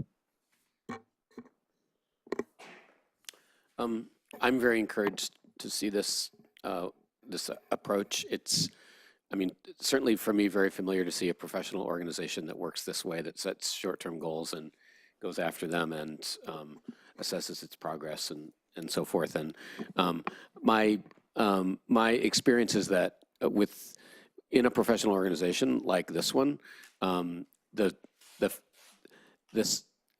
rate of failure is going to be fairly low in the sense that that you're going to decide that, wow, it would have been better not to do that at all. It may not produce the outcomes that you're looking for, but you will produce progress and learning.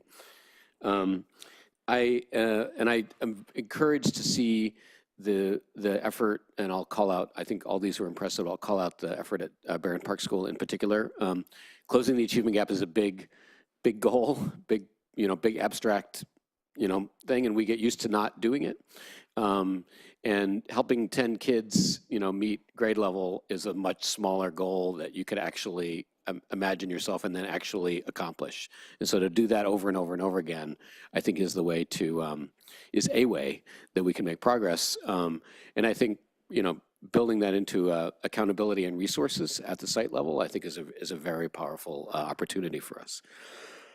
So I'm really encouraged to see that. I'll suggest another couple of areas where we might apply this approach. Homework. Really? Yeah, I know it's already 8:10. I haven't talked about homework yet. How do we help teachers, quickly get an understanding about how much time kids spend on homework? That sounds like a sprint goal to me. How do we help teachers figure out how not to put everything on the same day? That sounds like a sprint goal to me, right? So that's an invitation to, and the audience is, I can see, I'm going to take the support wherever I can get on these. Thank you. So I'm encouraged. I'm very encouraged by that, and I appreciate the energy and the effort. And I've always thought that this organization had enormous potential in its professionals, and so if we can unlock that, I think that it's a very encouraging sign. Can I add one more thing? Mr. Goddard, I don't know where the idea came from to take the sort of the edges of our free time and use it to support the kids that we are struggling most with. But I do think that is a way we need to start looking at things, because as Ms. Godfrey said, we've been running lean, and we're not going to have all of a sudden a completely different amount of resources. So I just want to commend you for figuring out how to use those edges. And if we can all do that, they should add up to a lot. Any further comments or thoughts, Dr. Austin? Anything, or we will? If not, we will. Save it for another day. Okay. What we will do now is take a 5-minute break, as we typically do around now, and then we will resume with item 5B, which is the Stanford GUP. You were waiting for that, right?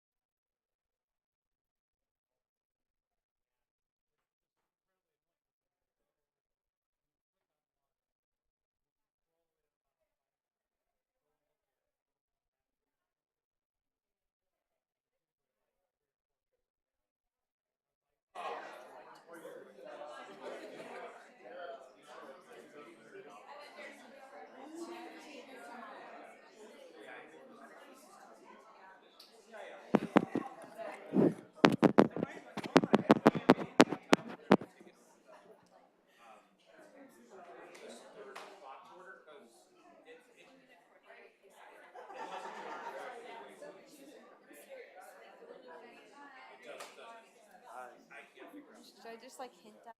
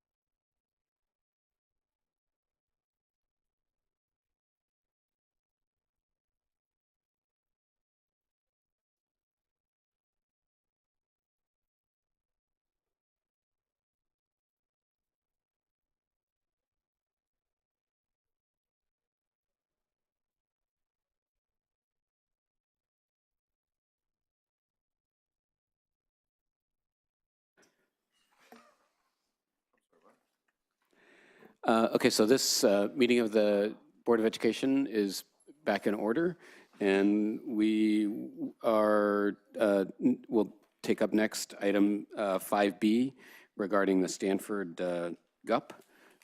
Dr. Austin?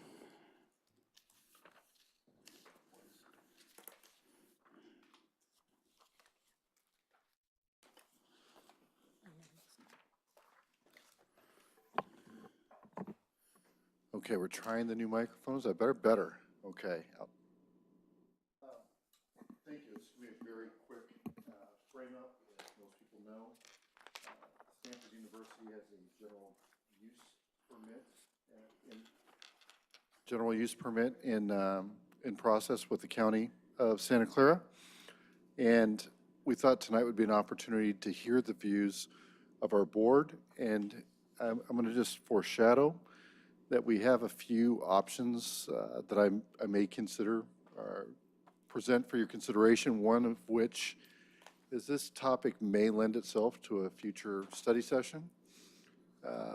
There could be an opportunity at some point to consider a resolution or to direct staff to write a letter directly to Stanford University. So we have lots of options ahead of us, but we wanted to hear your views and give the community an opportunity to comment on this topic as well.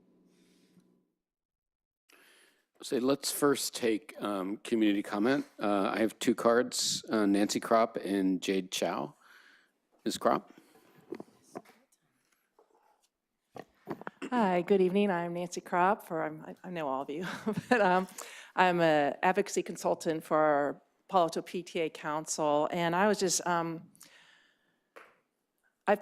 we submitted a request to hold the study session, as Dr. Austin mentioned, and I think the reason behind that request is, yes, you can definitely act tonight, you know, but in the community, there's a lot of confusion and misinformation surrounding the Stanford GUP and how it will impact our schools. And so I thought the study session would be very helpful for the community to understand, you know, the positions that we as a school community should take with the county and what we need in our district. There is confusion about, is our enrollment increasing or decreasing? There is confusion around how many students who could be possibly added. Is it 275 by Stanford? There's two alternatives proposed by the county that go as high as 1,400, 800, and then there's a school district saying that all those estimates are way understated. How are we going to handle any additional students when we know we put in about 19,000 per student? Is any of this what type of housing is being built? People are confused about that. They don't understand the difference between rental housing, which brings in no property taxes, versus other types of housing. So the community's like, are we getting revenues from Stanford? Are we not? Is it coming in from property taxes or not? Do we need to ask for it as impact fees? There's so much confusion that if you just sit here tonight and go, this is what we recommend, I think there just needs to be some community education first, and then everyone can coalesce and understand and go, yes, as a school community, we can get united behind this is what we need to ask for from the county, from Stanford. This is what makes sense. We understand it. We get it. We can go through all that really, nicely at a study session. And then November 13th, that might be a good time to take a position as a board that this is where we see the situation. These are mitigations we recommend because the county is going to start holding its public outreach meetings. I'm informed this morning that county staff is looking at holding its first public outreach meeting, where it'd be really nice to have a position by then, the week after Thanksgiving. So that follows your November 13th meeting, so that I'm hoping there's time to get the study session in time for a good board resolution on the 13th that we can then bring to that very first county outreach meeting to our community of what makes sense for our school community. Thank you. Thank you, Ms. Kropp. Jade Chow. Good evening. I'm here on behalf of PTA Council, and it's my pleasure to represent the board. At our regular meeting 2 weeks ago, the executive board was able to hear from Mr. Todd Collins on the Stanford GUP. We did invite Stanford to come talk with us as well. They declined our invitation due to the time limit. So we think if there could be another one standalone meeting to entertain that presentation, we would be self-educating and better understanding how the general use permit is proceeding. What was interesting to me after that meeting was that we were then, brought up to speed, if you will, that there were activities happening at the county level. Specifically, there was a development agreement that was being discussed. And so a few of us and from the PTA Council went down to the county and to observe this meeting and saw that there were several of our board members there speaking on behalf of themselves or in twos, but not necessarily together as a board.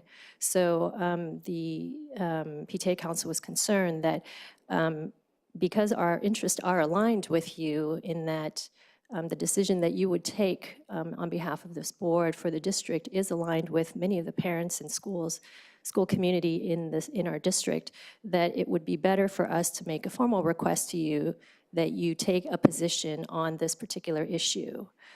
We have not defined what the position is because we greatly respect your judgment as well as your understanding of the nuances and the resources that are at your fingertips to develop those positions. So we sent a letter in last week to let you guys know that we would like you to officially take a position as a board, not as individual members or as twos or threes, so that we can rally behind you and bring our community together, as Nancy has said, to entertain the self-education, the parent education, and then to bring our community together to be behind you in whatever it is that you decide to present to the county. So in closing, I'd just like to read you the letter that was sent to you and also to reiterate that we're here really to support Dr. Austin and to support this board in the decision that you will take when you negotiate on the Stanford GUP.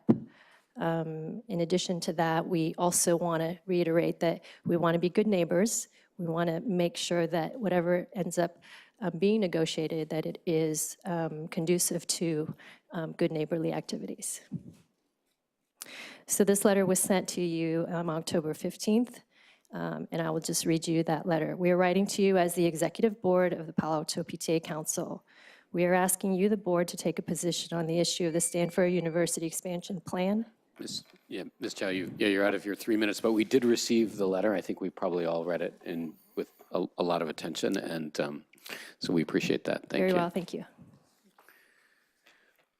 And I do want to make clear that this item appears on the agenda in part because of the request of Ms. Kropp and the PTA Council, and so we appreciate that interest and the request.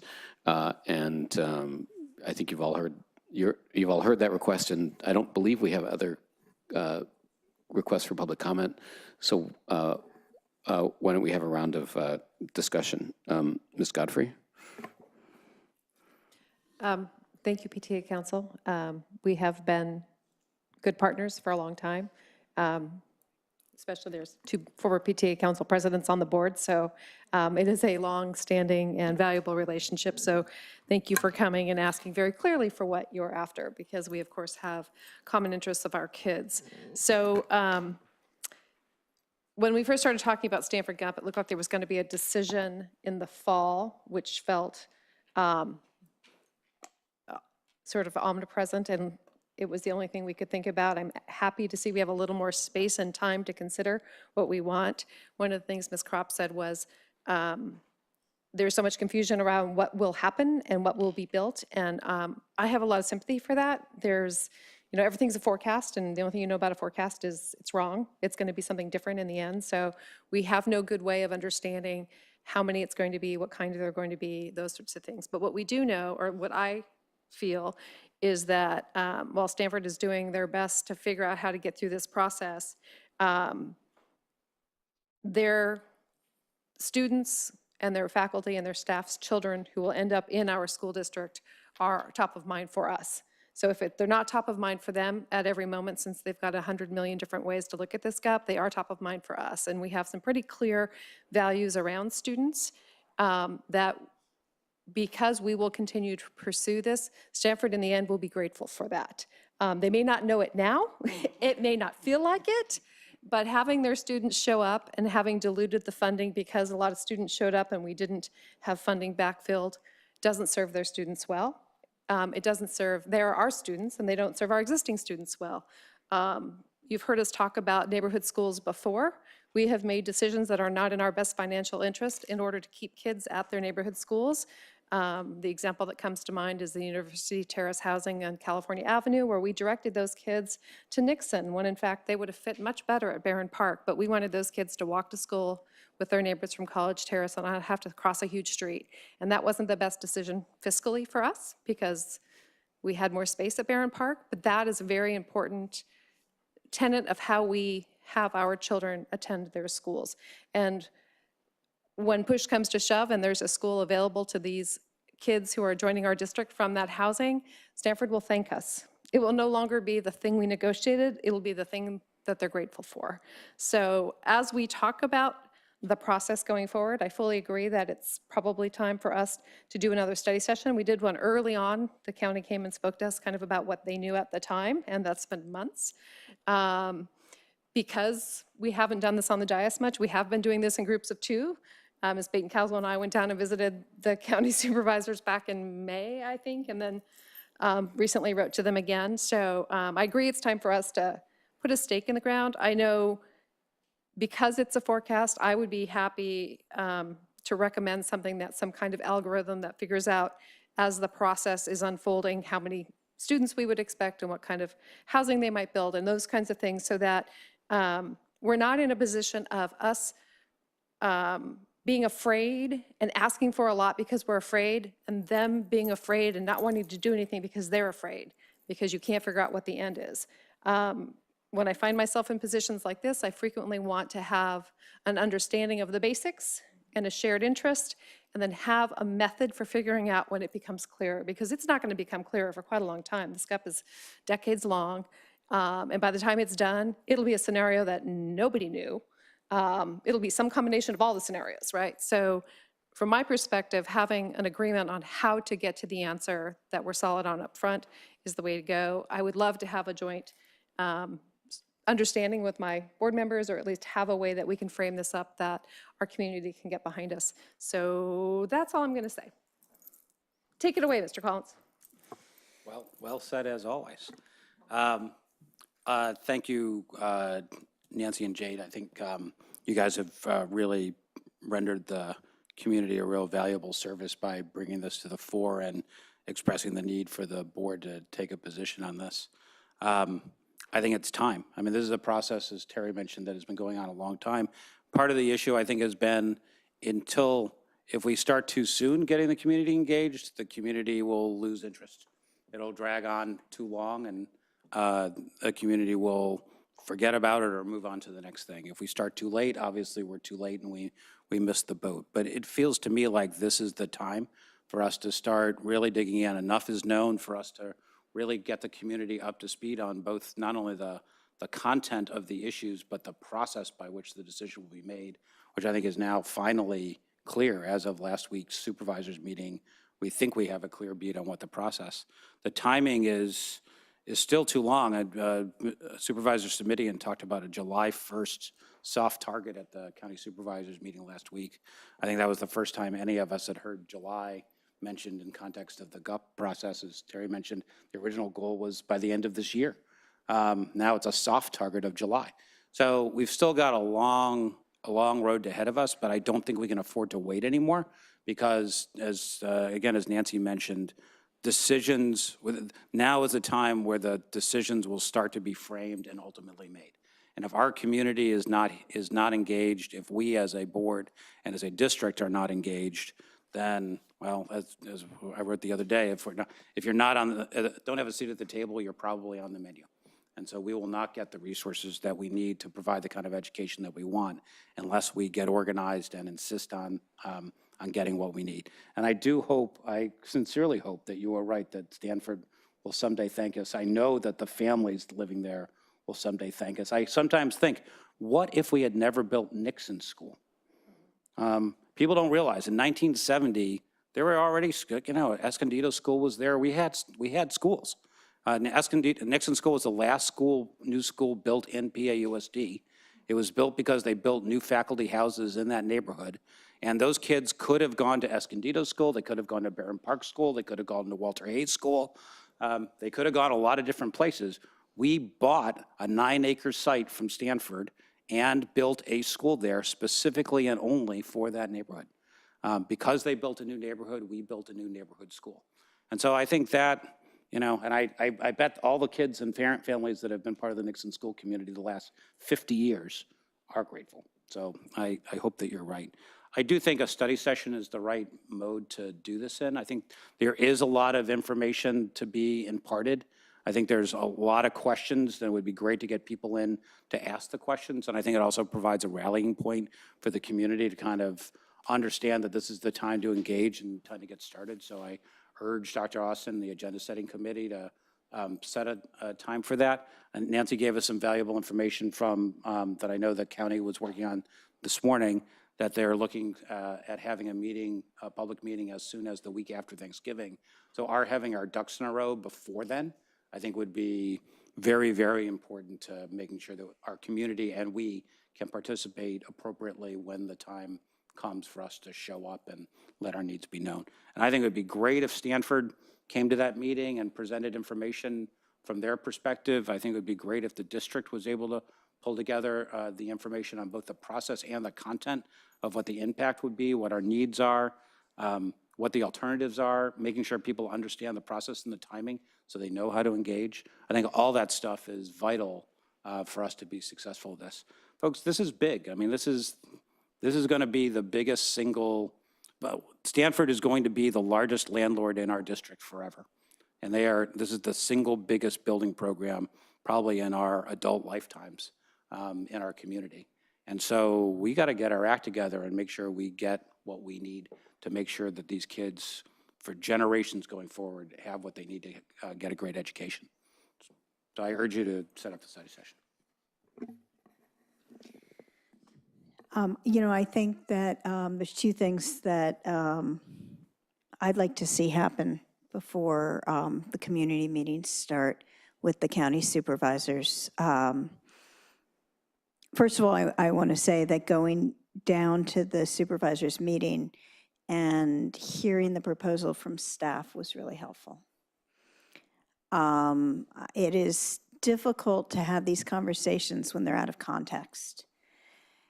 It also made it made it pretty clear to me that if we don't speak with one voice from this community, if Terry and I write a letter and Todd writes a letter and Jennifer writes a letter, that's not one voice. Even if we're saying the same thing in all of our communications, it's not the resolution that came from the Palo Alto School Board.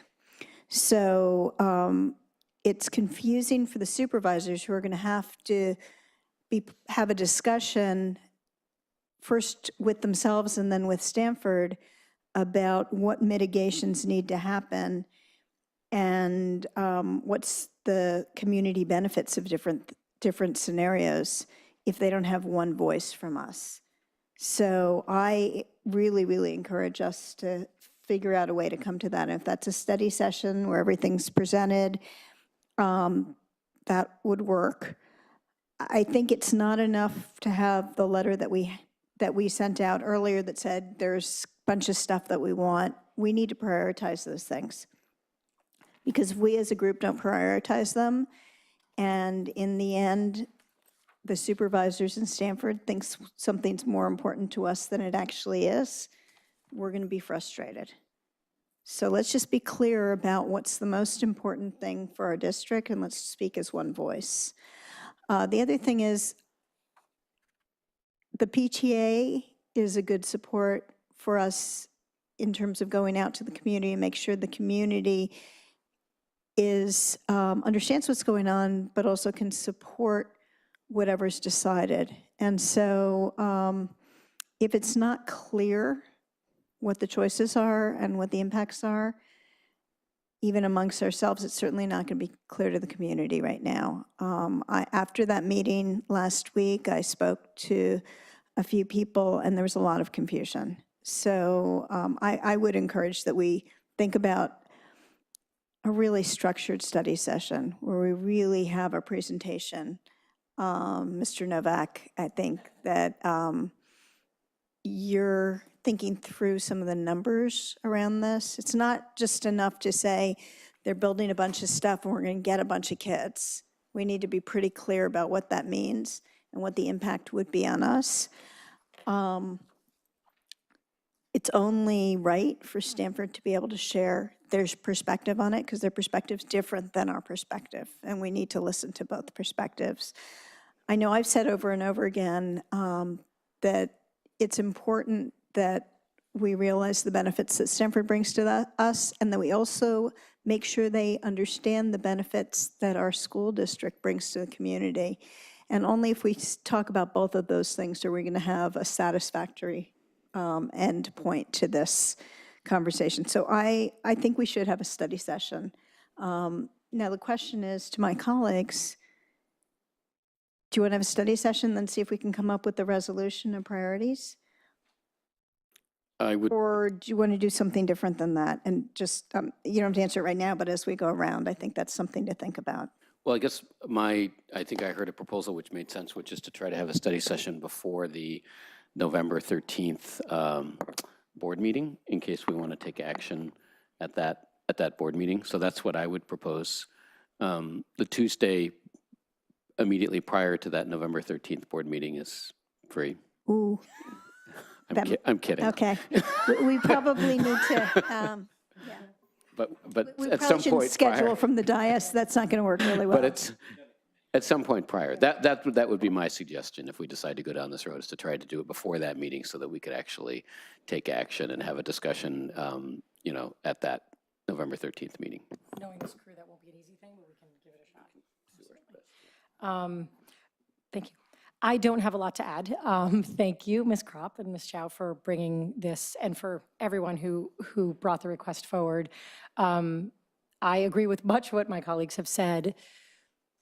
I believe it was last January that we all did approve a letter that we sent out to the county supervisors, laying out our concerns and our thoughts and the things we wanted to bring to their attention. And that was a lot earlier in this process. And now I think we are getting to that next stage where, okay, they know the kinds of things we're thinking about and worried about, and let's prioritize them. Let's make them very clear. Although, as Ms. Godfrey said, we don't know what those numbers are, and we're not going to know what those numbers are, and they're going to change a bunch. We do know more than we knew last January when we sent that letter, as one of the, I guess, the first communication that this board as a board sent. And over the summer, we sent another one requesting that they have a transparent process and that we have a seat at the table. But I am in full support of having a study session where we lay out our priorities very clearly and hear all the information. As Ms. Kropp said, a lot of the community has some questions or confusions. And so the best job we can do at really answering them so the community is comfortable with where we are and has a good understanding of why we are where we are. Mr. Prabhakar? Nothing to add. So I'm fully supportive of a study session. I think it makes good sense. The board and the district have taken some steps. In the summer, we objected to the draft EIR in some detail around some of the issues that we're talking about. When the possibility and then the certainty of the development agreement approach came up, we communicated to the supervisors that it was important that the district be engaged with that process. But I think we clearly need to go to the next step now and really clarify what our interests are and how we want to present those to the supervisors. So I think that makes great sense. I don't think there's any doubt that we'll be able to figure out a schedule to do that before the 13th. And so the agenda setting committee will take that up. Are there any other comments or questions on this topic? Thank you. I would just, let's just be clear. I think that we've been very good about saying we want to see at the table, but we have been unclear about exactly what it is we have to have. So the point of this session will be to get clear and to get the input from the community and bring the community up to speed on what we need to do. So thank you for that communication with us, and thank you for bringing this to us. And we look forward to partnering with you as we move forward in this process. Okay, anything else? Very good, thank you. Let's move on then to item 5C, which is BP. It says 0410. I'm not sure. That's it, 0410. It is? Okay. Non-discrimination in district programs and activities. So this is a BP that comes from the Board Policy Review Committee. Is there a staff member who wants to introduce this? It really aligns with CSBA and the changes that they've made. I don't know, Comey, if you've got anything to add to it. Are there any comments or questions on this? So this is up for discussion, so we would bring it back on consent at the next meeting if there are no changes. Okay. Wait, I have a question. Oh, sorry, go ahead. I thought we were going around, so I was No, gonna wait I my figured turn. that I wouldn't take us all the way around if there weren't any, but go right ahead, Ms. Baden-Kessler. I'm a little confused on the first page at the last paragraph here. And what I'm confused about is, how does this relate to our ability to be able to look at categories, the subset of students that we look at for the dashboard? And You just asked the question of the policy. okay, well, why am I the only one asking this question? Well, we talked about this extensively in BPRC, but there was can you come and speak to the law that you may recall in June, we passed a bunch of immigration protection policies. And so that impacts this one, right, Comey? So first of all, it's CSBA aligned, so it's current law. I believe that we don't have much choice in terms of leaving that last sentence out. I think you're concerned about that very last sentence. First of all, it talks about the district can collect personally identifiable information. We can do that. We hold that information at registration services, and all the departments have personally identifiable information. And then it talks about how it has to be specifically used for the programs that we offer, that can be done. The superintendent can superintendent or designee can authorize different use for that information, but it has to be within the law. It cannot be used for an unlawful purpose. The problematic sentence is when it talks about protected classes. A list cannot be created based on a protected class. For example, we cannot formulate a list based on immigration status, for instance. So how do we look at one of our demographic groups that may fall into one of these categories to see how they're doing? I mean, we have over time looked at ourselves by different demographic groups to see how we're doing, and that's how we understood that a lot was being covered up by our averages. And it seems pretty important. I mean, the dashboard lays out some of these groups separately. So I'm just confused. How does this work together? So I mean, if I can just make a comment, I mean, there's nothing in here that I can see that prohibits the provision of aggregate data that doesn't create a list of students, a list of students being a list of names of students. So there's no problem with aggregates? Right. So we can still look Can at still summarize, right. a particular group by third grade. How are we doing in third grade with this particular group? Exactly. We can still do that? Yes. But we can't have a list of. We cannot have a list of students Okay, with well, particular we as a immigration board status. have never looked at a list of students by name since I've been on the board for a group. Is that true, Comey? So we'll be able to do aggregate analysis and talk about resource allocation and things like that as a result? So I would totally agree with Mr. Dober on that. However, we cannot go on further and create a list based on religion or immigration status and things like that. No, I But just we want to can make use- sure that if we decide that a particular subgroup needs extra support because we're able to look at an aggregate that we can actually talk about that. If we can't, then let's be really clear with the board about that. Right. So if you look at the first sentence, which is clear about how we can use the information we have for the purposes of the programs that we run. So if something's going to prevent us from, properly running a program, then, that's not the intention of this policy. Okay, I just want to So I make sure think that we where- are all on the same page. Where and we landed understand with it. this was that this complies with the law, right? So we That's don't right. have an option of changing the wording here. It's a question of working with staff to make sure everyone understands what we are allowed to collect, what we are not allowed to collect, how we are allowed to use those data. So And how are we going, Dr. Austin, how are we going to do that? How are we going to make sure that staff understands what we can do and can't do? I think I understand your question. You can say we'll come back with a plan, that would be fine. Yeah, we can do that. I can say I'm not seeing the motive or opportunity to misuse this data that's available to us. I think I know exactly what you're talking about, and those opportunities don't really exist, but we can update more thoroughly on this.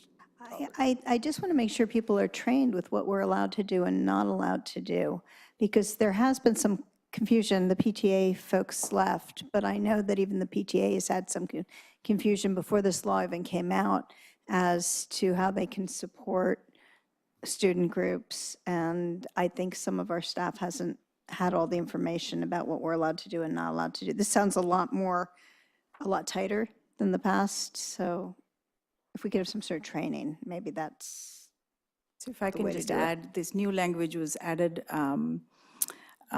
we approved this new language on June 14th as a part of that immigration policy updates that we did. So it's the model policy that introduced this language about protected classes and no lists being provided in relation to the protected classes. So it's a new thing. Yeah. Maybe perhaps we can talk about providing an update to staff in relation to this at a later date. So I don't know if I need to make a motion that you come back with some way that you're going to do that, or this is just going to be your standard operating procedure that you figure out how to make sure that policies can be implemented. Standard operating, I think. Yeah, I don't see the need for a separate call out on this. I think it's just part of their staff's ongoing obligation to figure out how to comply with requirements under the law. Okay, good. So let us bring this back then on consent at the next meeting. And we can move on to item 5D, which is regarding the Santa Clara County Committee on School District Organization. There's less to this item than meets the eye. And so let me see if I can explain it to you. I actually don't think there's anything for us to do here. So the Santa Clara County Committee on School District Organization, I think what it actually does is deals very occasionally with issues of district boundaries and that sort of thing. And there are rotating elections, district-based elections for this committee. The elections which are going to be held next, I guess in November or December, are not actually for the districts that we're in, for the district that we're in. So the request to us to identify qualified candidates is not, is sort of a stretch. If you know somebody in whatever districts it is, that's fine. I mean, we're completely allowed to, if we know somebody in another district that we think should be put forward, you certainly can do that. We have a policy here that our that our president becomes the member of this committee. Some other districts don't have that as their MO as well. Yeah, I think I'm not. I think this is. Well, I'm listed here on this under this table, and I think I'm listed here as as the person who fills out the ballot, not as the person who serves on the committee. No, you itself. actually serve on the committee. Okay, well, there you go. You could see that They it's don't meet not. that often, so, you know. Yeah, this isn't something that has occupied a lot of my time. So I don't believe there's anything for us to actually do, and if there is something for us to do, then I'll let you know. They're going to be sending out, I believe, ballots in early November, so we should have received them by the time of the next board meeting. So if there's anything to be done at the next board meeting, then I'll bring it to the board at that point. If you know anyone that you want to recommend for these other districts, go ahead. Yep.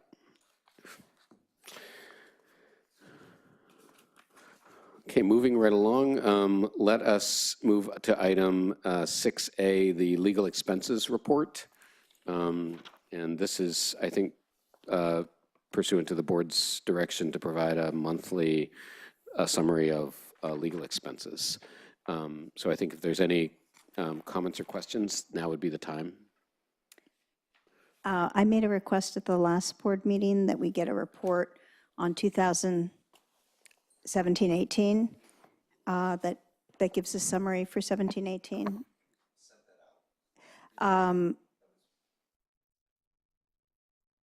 Against budget and actuals, budgeted and actuals.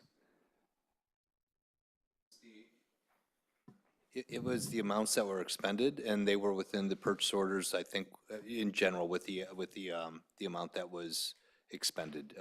So it wasn't in this format, but I had sent the amounts. So, okay, But if you wanted I'll just make the request again, that we have this information against what was budgeted. I just think we told the community we were going to provide that, and I want to make sure that we're in fact doing that. I'm sorry if I wasn't clear at the last meeting. Just going to make that request again, and I guess maybe I need to make it as a motion.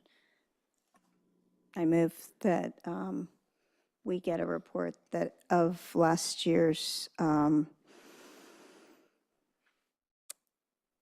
actual spend versus budget, just as a report. I'll second that. Can I ask a question?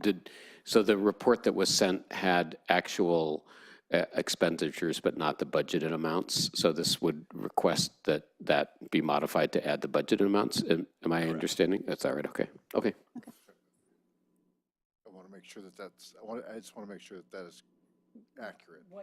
Yeah, and I wanted legal expenses and investigator reports, but you had both of those in there. Yeah, we had split them out by legal fees and then the investigative reports on there. We had, yeah. Okay, so we can provide that. It essentially is one budget item that it's an accumulation of the purchase orders. It wasn't exactly budgeted by area. That's why I didn't present it that way. But I'll present the information to you in a way. Oh, I made a motion, you second. Do we just want to make sure other people? Well, let's just make sure. We all want it, That we 'cause- never- Well, let's make sure we don't have to ask again because that you're getting what you want. Because what he's saying is that there is no budget by vendor. Right. Or by category. But There's just, what I can do is I can give you the purchase orders for each item Oh, okay. that match up. that's not what she's and asking for. That's why that's really what it is. I 'cause we understand why don't- you're doing that, and it makes sense to me, but it's never, Going I don't want confusion because that wasn't what she asked for. So stop. Okay, we approved a budget for legal expenses last It year. was a conglomerate number, an aggregate number, and we didn't budget it by sites. What we've done this year going Yeah. forward is I actually have the adopted budget and working budget, and it matches with the purchase recs that come through here. So I can provide that information to you, but it wasn't necessarily done exactly the same way we're handling it in the future, but I'd be happy to provide that to you. So we did approve it by vendor last year. We did approve budgets by vendor. Correct. So it wasn't separate legal fees and investigation fees. That wasn't separated out, but we did approve by vendor. The purchase, I'll give you the purchase order number, or by purchase I order. by believe vendor. that when we bring forward the renewal of the contracts, that there are amounts, which happens typically in June, that there are amounts associated with each vendor at that Correct. point. So those might not make it into the budget, but I think those are the numbers that you are probably. That is what be I'm, meaningful. that is exactly what I'm Yeah. referring to, Yeah. is what we, so not a year ago, June, we approved by vendor. So just to put a fine point on it, there's a report that Kathy Mack used to do that would be a board item that would show a little table that had each of the vendors and what we spent last year and what was Budgeted allocated. I wouldn't say or budgeted, allocated. but allocated for that particular vendor. I think that's what Ms. Benton Caswell is referring to. Good. Okay. And that's where you get the numbers. That I don't want to belabor the point. I just want it reported out and that we can move on. Okay, so there's a motion made, seconded. I think we've clarified the intent. Is there any further discussion? Mr. Prabhakar, preferential vote? Aye. Board members, all in favor? Aye. Aye. Any opposed? Okay, the motion passes. Thank you. Any further discussion on this item? Okay, let's move on then to item 6B, the CASP, understanding distance from standard. Dr. Austin? Just an information item only. The point of this report is to outline how future presentations are going to be framed up around the distance from standard. This Friday, the board and community, because it'll be posted on our website, as all Friday updates are, will receive a comprehensive data report that's pretty much a mirror of previous formats from other years of CASP result presentation reporting to the board. So it'll look very much like the very lengthy, 30-something slide presentations. So you're going to have that this Friday in your hands. And starting in November, we will do a data presentation to the Board of Education in one of our regularly scheduled meetings. Additionally, this Friday, you're going to receive reports from both of our chief academic officers that are going to talk about some very specific things that we're doing to impact student achievement. And we're going to have reports at the elementary school level for sure on cohort achievement levels looking back from 5th grade to 3rd grade. Okay, thank you for that. Any comments or questions on this item? Ms. Godfrey? I didn't quite understand why we had this in here, so that helps a little bit. Is there a way we use this indicator to direct our work at a more aggregate level, or is it specific kid by kid? That's where it's useful. It's not clear to me how we use this to move the work forward. A couple things. The distance from standard will impact our California dashboard results when they come out. So the explanation, including participation rate and how those are penalized, was important. With 3 being a standard, it gives you the raw score is sometimes difficult to look at and say, there's no meaning behind that. So the idea here is to say, if this is the standard, you are either a plus or a minus from that standard. We thought the concept was important because it's a different way of presenting the information than you've seen in the past. So this is a technical report to frame up a term we're going to use a lot in the future when we talk about the results. But as far as impactful data to inform instruction, this is not the most impactful piece of this at all. We're looking at the student by student, which you're going to read about this Friday as well, student by student analysis and team meetings. I'm foreshadowing a little bit, I'm sorry. But that's where we really look at the impactful efforts that we have on a school site. Okay, thank you. Mr. Collins? I have several minutes of comments, so if we need to go around, then we can. And could you queue up I have 3 slides that I'll get to in a moment. So this data, I'm really glad to hear that you're going to send out the data on Friday. I think that's fantastic. This is incredibly important information. This is, in many ways, our school's annual report card to the board and to the community about how our students did in terms of academic achievement and how we help them achieve. So I encourage everybody to go to the website where all this data is and very nicely displayed and easy to access years of data across the entire state of California and try to understand it and look at our school performance. I was able to do some initial review that I'm going to share. This is all from the CDE site. For many of the kids in our school, the SBAC categories aren't that informative because it's chunked into below grade, near grade, at grade, and above grade. And many of our kids are above grade. So since it doesn't differentiate very clearly, which is part of the reason that the technical memo is obviously relevant. But especially for low income and some minority students, we do see results in the standard SBAC results that deserve serious and sustained attention. As Lana said last year once, and I have it memorialized, we simply can't call ourselves a great school district if we are not getting great results for our most challenged and least resourced students. We can't. And so I think this is a very important window on whether we are achieving what it takes to be a great school district. So let me take you quickly through the slides.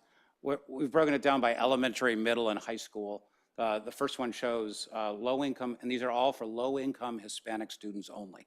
So these are low income Hispanic students at all of our elementary schools, and you see 2015 through 2018. And what you see is, frankly, a decline in performance on the SBAC test in both math and English for that cohort across those 4 years.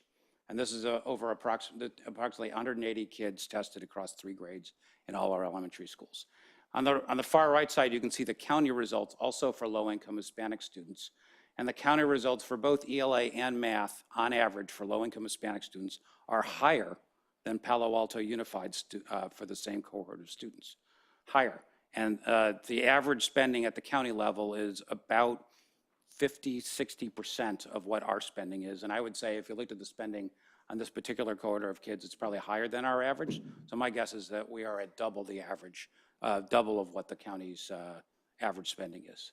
So this is a problem. This is a serious and sustained problem that we are not improving on. In fact, the data, limited data on a small data set, but at least certainly shows we're not improving and we may be declining.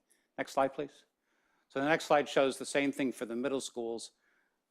It's a slightly better picture. I mean, 65% of our kids are below grade level. The trend, to the extent there is any trend, it's probably flat. There's a lot of fluctuation.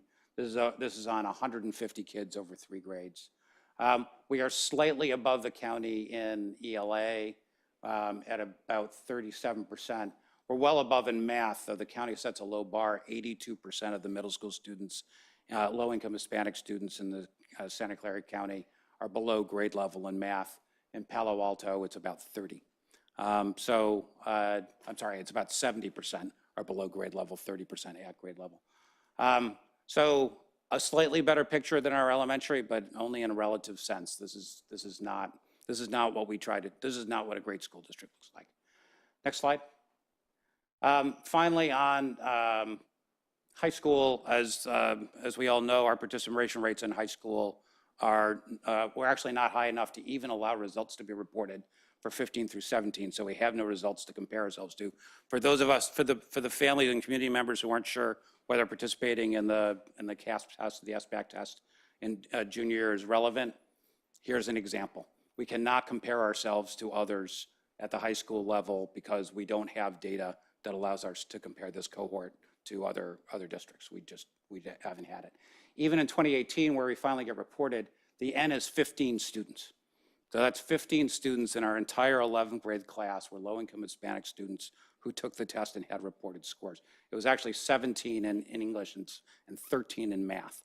So I don't put a lot of stock in this particular data, but again, it's not great. It's slightly better than the county. The county's math is now 86% of the kids below grade level. So again, it's being better than the county average in this particular score is not much of an achievement.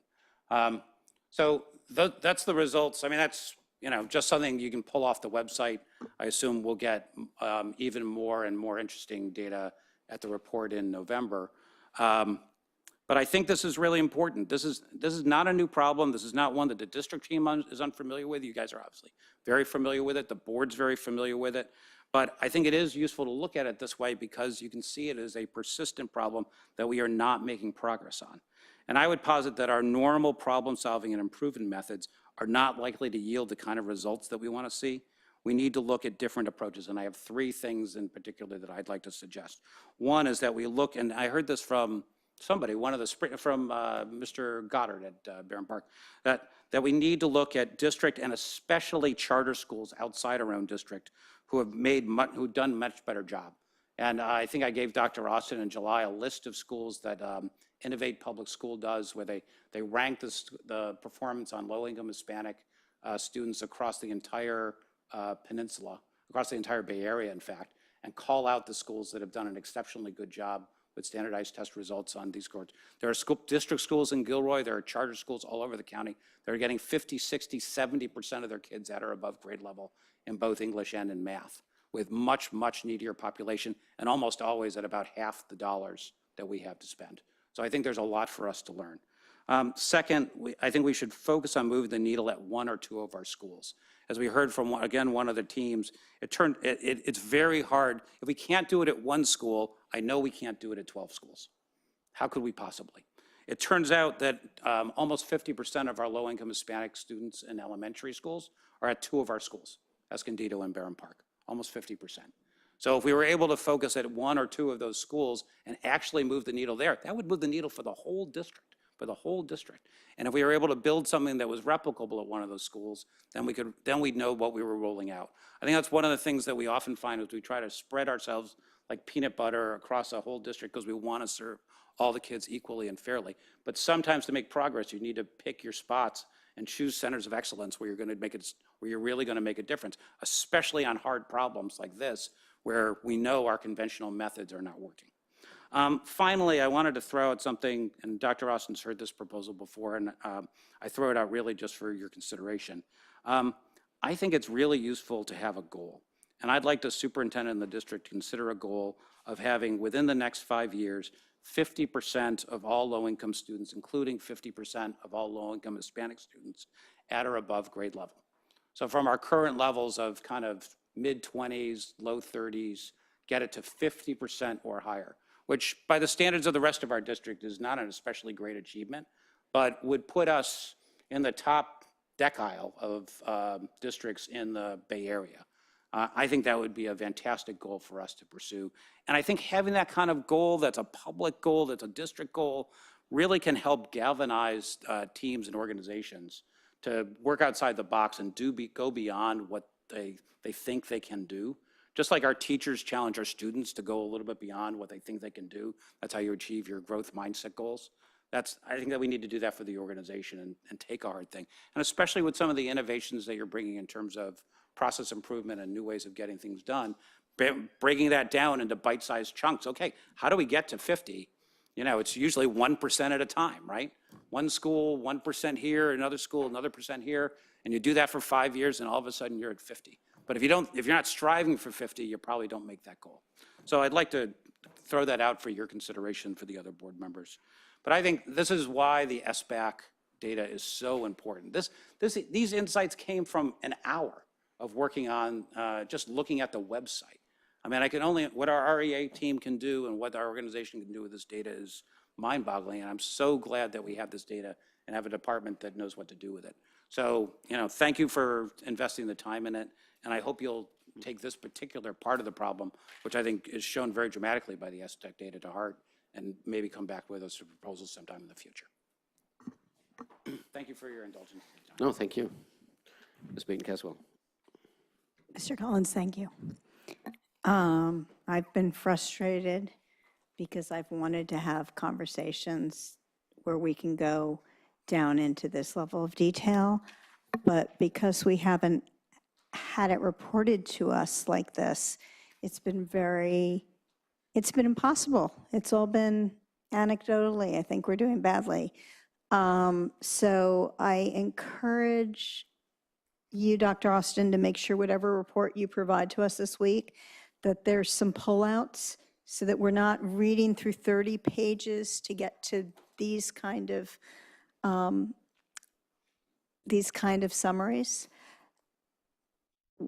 We should be doing this in each of our subgroups, which they do on the dashboard. Thank you, Mr. Collins, for pulling it out that way. We need to be looking at each level of school. We shouldn't just be looking at elementary school by itself. We should look at each grade level. And I do think we need to have some honest conversations about each of our schools. How you want to do that, you decide. But when we don't get this kind of information, we make assumptions. And I don't think we're able to do our best work based on assumptions. So thank you for providing this. Mr. Branza? Thank you. Thank you, Mr. Collins, for bringing forward what you brought forward. I hope that when we see data, when you said starting in November, we'd see the data, this is the way we'd see the data, so that it's very clear where our strengths are, where our weaknesses are.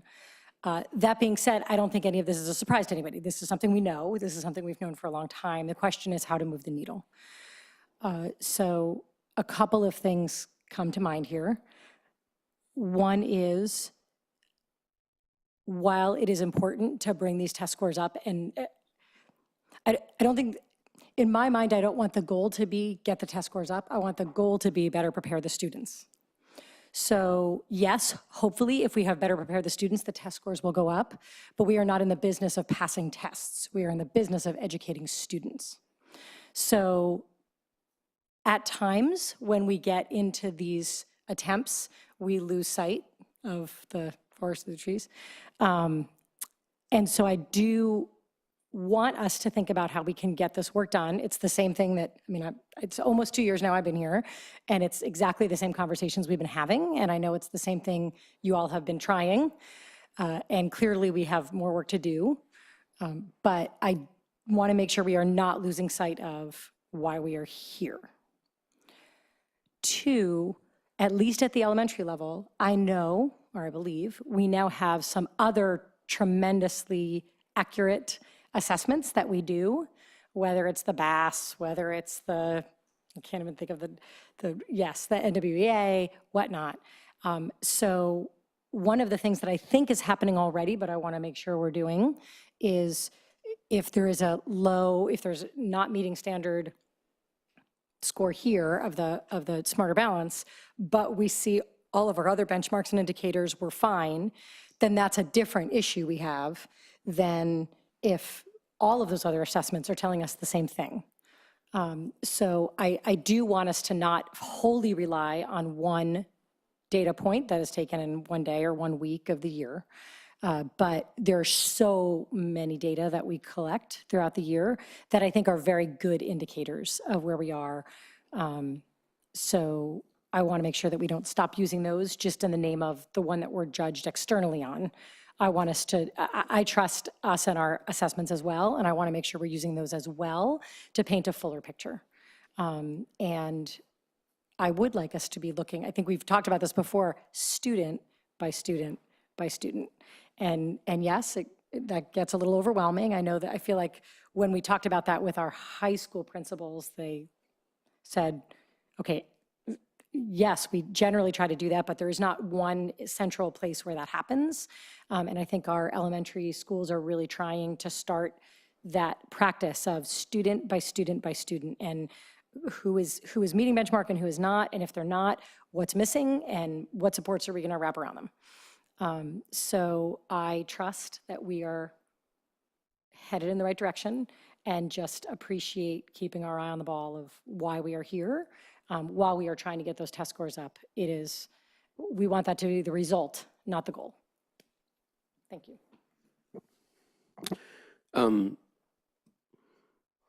Thank you, Mr. Collins, for bringing forward this data. So I have several thoughts. About it. I think comparable data is really important because it makes it clear what's possible. Ms. Baton-Castle may remember years ago when I came to the board and brought data about how our high school students were doing vis-a-vis other students in other districts for math, science classes, and so forth, and pointed out that we were far from the top, oftentimes in the middle or towards the end. And that was news to news to the board, news certainly to our math teachers who had claimed quite the opposite, actually, for these underrepresented groups and underserved groups. So I think comparable data is really important. And I would be happy, frankly, to make moving these metrics the goal, because I think it's going to be impossible to move these metrics to the extent that Mr. Collins is suggesting without having strong positive effects for students. I would be astonished, and I'll trust our professionals not to be sort of teaching to the test in order to make the metrics move without actually making learning move, even though these are imperfect measures. And I do think that, one of the things that I regret most about my 4 years on the board is not having been able to move this needle. And if I'm reelected, I do not want to be sitting here 4 years from now having that same regret. So I am very interested in a focused, targeted intervention.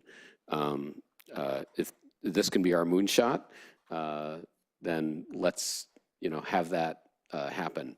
If it's a little sad, frankly, that 50% at grade level for low-income Hispanic kids has the quality of a moonshot. But if that's where we are, then that's where we are. I was very encouraged by Mr. Why am I forgetting his name? Goddard's by Mr. Goddard's presentation today. Because of the sort of focused, practical nature of it and the fact that it seemed to be, producing results. And I was also encouraged by his interest in looking outside of the district for solutions.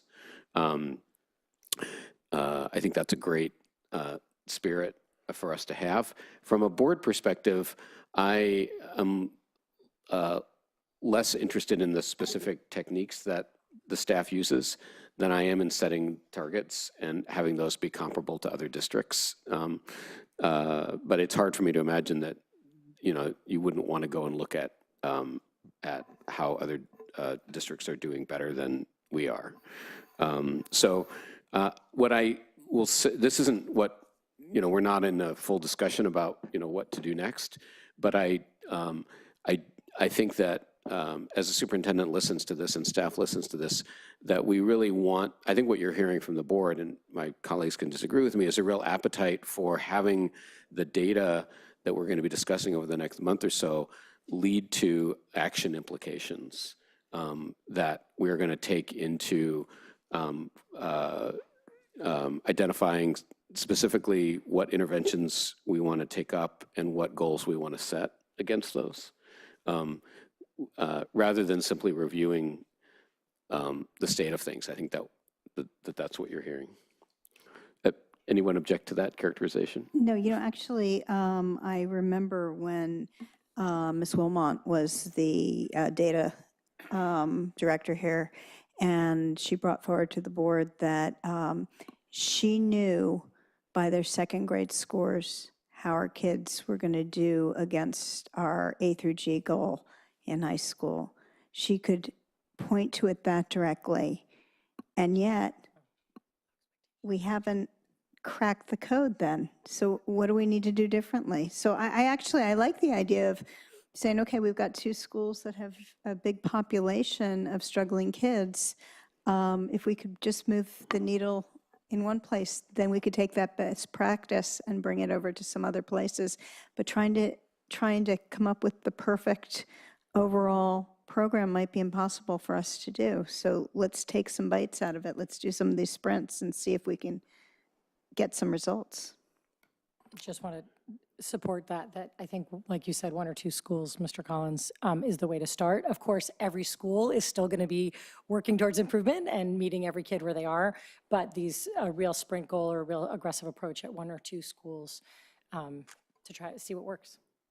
Yeah, it reminds me in some sense of the dyslexia insight that we had that, there are these points of leverage where we can attack a tractable problem and make a big difference, for the district, kind of as a whole because of the way that the problem is concentrated or the condition is concentrated. So I think that's useful. I'm also reminded of Dr. Austin's definition of equity, which I think is exactly the goal that we want. We want to not be able to predict from where students start, where they end up, and we are clearly not anywhere near that point. So let's get there. So can I just? Please, yeah. My last, I didn't expect this to be on the agenda. It isn't quite on the agenda, but we had very few focused goals last year, and one of them was approve and implement the district's equity plan to increase student and parent engagement and eliminate the achievement gap for underrepresented groups. I've lost sight of where we are on that. It's may have spun off into space and be doing nothing, or there may actually be a lot of work happening in that space, and I'm just not seeing it up front. So can we sort of fish or cut bait on whatever it is? And I think your new goal-setting priority planning process might be the way to be at it. I certainly am not smart enough to know how we should do this, but we've been at this, as Mr. Dauber said, since he and I sat down on this dais, and long before that. And for both of us, I know it was a priority. So to have it as one of our focus goals for 17-18 and to really have no idea where it is disappointing. But I leave it to you to get your arms around it and bring it back to us in a way that is digestible and achievable. Any more thoughts and comments from the board? Dr. Austin? Yeah, I appreciate everything I just heard. Let me start by saying we're going to move the needle. So let's just start there. We're too well-resourced with too many people who care to not move the needle. And I think you start there by saying this is what we're going to do. The equity plan, I'm glad you brought it up. We've been reviewing that with our executive cabinet. I'm not sure it's completely actionable. In fact, I'm not sure it was completely written for all action steps. So we're looking at that, and we're going to bring that back and trying to keep the spirit of it. I think there's some really good work that went into it. I think there's some places where we can be a little more concrete and aggressive about the steps moving forward as it relates to academic achievement. I also think going out to kind of take the message on the road that this is a goal with high priority that goes beyond words and a page of what's written, and we really show some intense focus and action will be important for us. A couple things, just real quickly. In preparation to coming here, I reviewed all of your reports, and you actually have a lot of data that is pretty pulled out. So I just want to remind everyone of previous A through G reports, CAS reports, AP reports, and even discipline reports all say about the same thing. And that there is a gap, it is historic, and it has been relatively unchanged. Those are all bad things, except for that we do have some data points to start with. What you're going to receive this Friday, I want to manage expectations. This Friday, you are getting the massive data report because I was asked to do a little bit of what we've done in the past. So you're going to get that. That is a starting point. You're also going to get cohort data for elementary first, and we're identifying some things. In fact, I was talking with Ms. Ofek today or yesterday. We have some predictive measures in middle school that are really pretty good quality. So we're going to start pulling out these other items for you that have meaning. And I just want to make sure I'm hearing everybody. Our thought for the board meeting in November is to not go through all of the data, but to only pull out the things that are the most impactful in the areas of emphasis and places where we really want to focus our efforts. So I just want to make sure we're on the same page there so we don't bring in the wrong presentation and put a lot of work in the wrong area. But that is our absolute intent, is this Friday's giant data report, absent questions, is that piece. We are not going to go through that 36-slide presentation here. We're going to find some very impactful cohort data where we can look and say, look, we're either impacting positively, negatively, or not at all when students come to us. Dr. Austin, that's exactly what I'd like to see. Getting the report that aggregates everyone together and tells us that we're above average, we can't do anything with that. We believe that to be true, which is not helpful. So does anybody expect something different from Dr. It doesn't sound like it. No, that sounds great. I think we're good.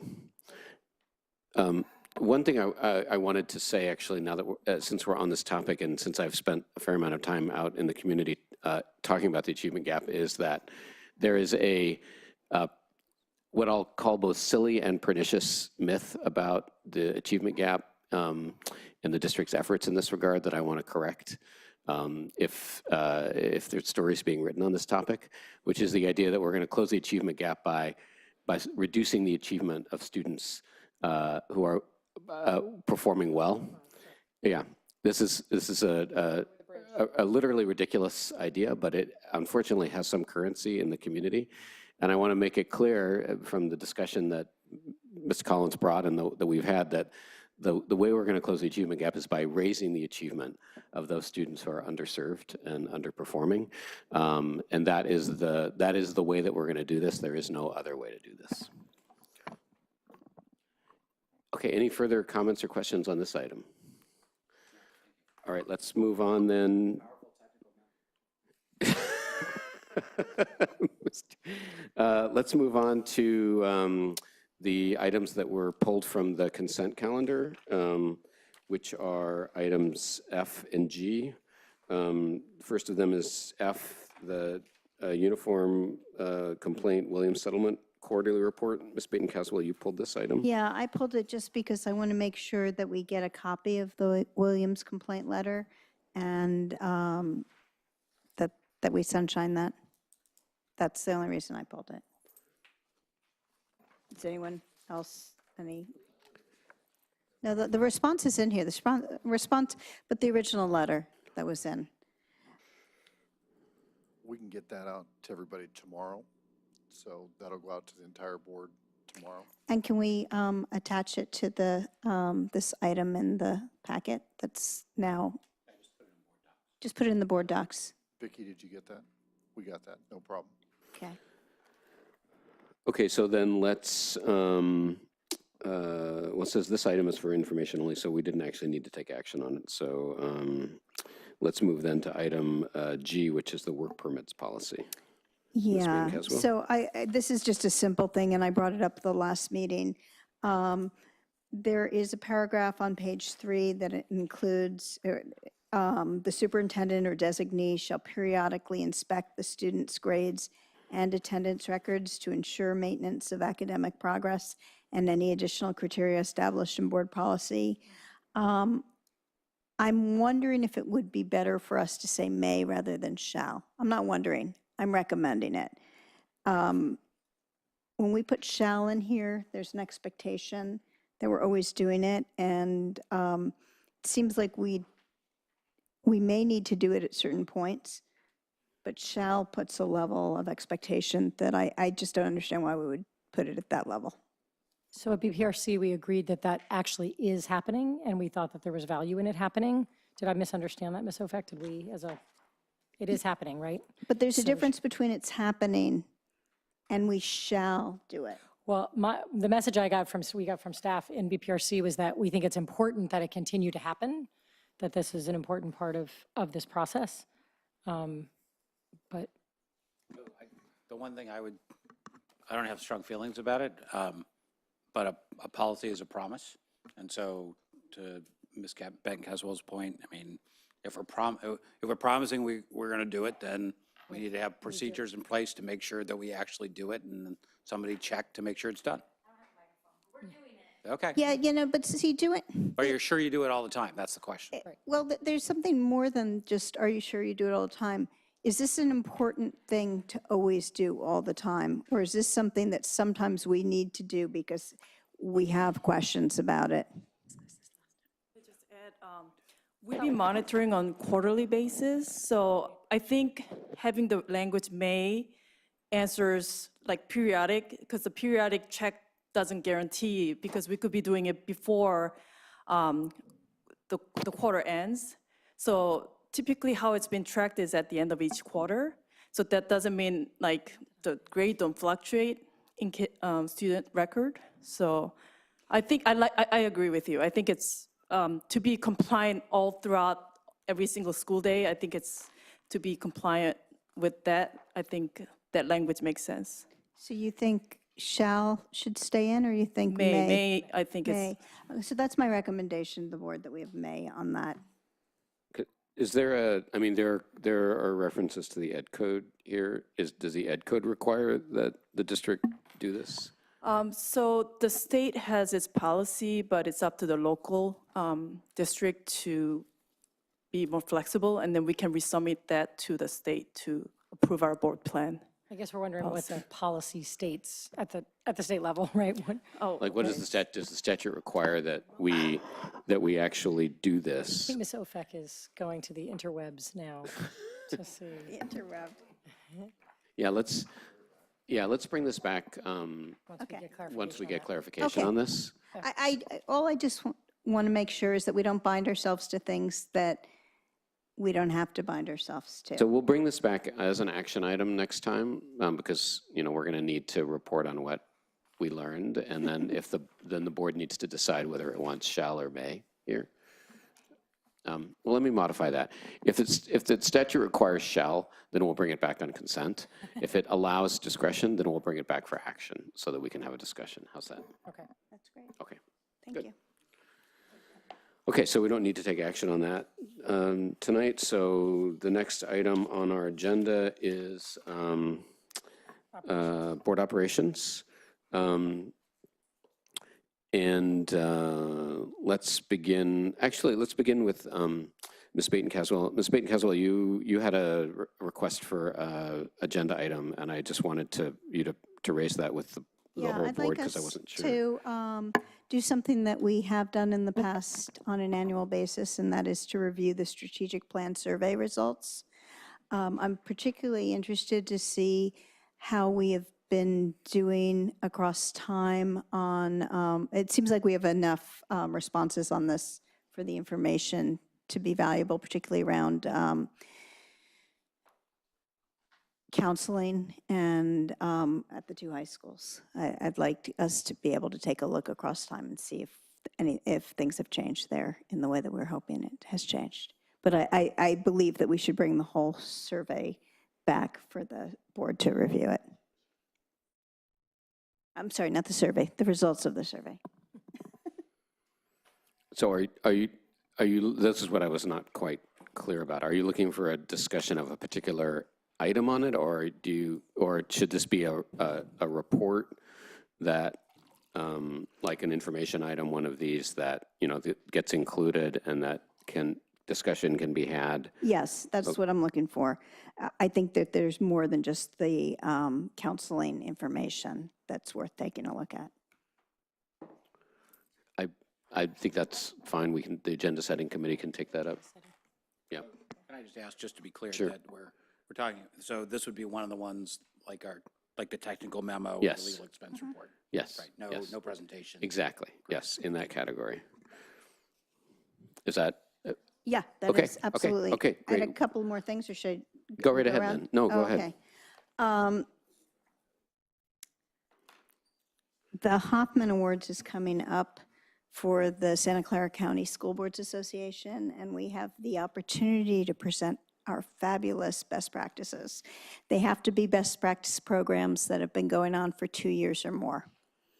So your cart, although so cool, we can't bring that up for 2 more years. But if you have an idea on anything, I'm sure the superintendent and staff are looking at what we have. But if you guys have something, please share that. We did have the Santa Clara School Boards Association dinner last week, and Dr. Austin came and was presented, and he was presented. We presented him. And Ms. Ofak came as well. Yeah. We unboxed him. We unboxed him. We had a speaker from East Menlo Park who spoke about inclusion and being successful with that group of students. And I think for a lot of the folks there, it was a big deal that he spoke. I think there were things that he said that were not so surprising to us, but actually some things we could pay attention to. And we talked about it afterwards. So happy to talk about that some other time. Want to make sure everyone knows that Unity Day is this week, and Dr. Austin is wearing his orange, and we're all going to break our orange out tomorrow for Unity Day. And I hope some of us are going to both the gun rally on Thursday night and anyone who can do the judging, not just Dr. Austin. That's all I have to talk about. Mr. Brianza? No, I'm just going to. Yeah. I just wanted to repeat that sun protection policy, we're going to be bringing up in BPRC. And I said it earlier, but it was in my notes to note, because it's a big concern of the elementary families, I think, across the district. I want to note that I didn't use the timer for any of the board members tonight, and I was very happy with it. I think we can all use a few less timers and beepers in our lives. So something I've been striving towards. And yes, exactly. And I think you all did very well. So thank you. I'm going to try it again next time. And I am looking forward to Thursday night's gun judging, and Friday afternoon's Pally. I'll be at both of those as well. Looking forward to that. And Unity Day tomorrow. Going to try to wear orange. I've got work I got to go to. I don't know if there's an appropriate thing. Well, carry this glass around. Something orange, yes. Yes, that's it. Ms. Godfrey. I'm sorry to be missing the night rally this year and the Pally judging. The Pally judging, you get to stand on top of the box. Yeah. That's like the best part. Yeah. You're up high. You're up high. You get to go up on top of the box. Yeah. So that's not the best part. The dancing is the best part. Maybe the floats. So I wasn't sure I was clear that I think the equity plan needs to be in the queue to come back to the board. So, okay. I want to be clear on that. And that's it. Mr. Collins? Two things to report on. One is, along with Melissa, I was at the county supervisors meeting last week, and it was very eye-opening to be there and very useful to get a sense of the physical presence, the people and the process that will ultimately decide the fate of the GUP and our relationship to it. And I urge the rest of you, if you have opportunity to attend sometime, or you can watch them on video. But it just like people coming to our meetings and seeing us deliberate and who we are, I think you just get a much more tangible sense of what's going on and who these people are and what really motivates and moves them. I mean, 4 of the 5 supervisors, Palo Alto's way up there. And, those are those rich people that complain all the time. I think it's just really useful and important for people to understand kind of what our situation is, because those are the people that we have to convince. I found it very instructive and urge people to go, though the parking's horrible. I parked on the street. What did you do? Oh, there's a good parking garage that's very easy to. You have to show me. I park Okay. in Are you getting this, Vicki? And then I also, with Mr. Dauber, attended the City School Liaison Committee. That was mean. The City School Liaison Committee, and there are notes on your at your places. It was a first time for Dr. Austin and incoming city manager Ed Chicata, who both attended, along with Mr. Novak and Rob DeGoyce, the assistant city manager. And I thought it was extremely productive. I think all of us thought that it was, their presence raised the tenor of the meeting, and it was a more constructive and engaged meeting that actually shows the promise of likely getting even more stuff done in the liaison committee than we've done in the past. And I know Karen Holman from the city side expressed to me afterwards that she was very pleased. It had been one of her goals to improve practices on the committee, and I think she was very pleased. And Dr. Austin, I hope you thought it useful. Yeah.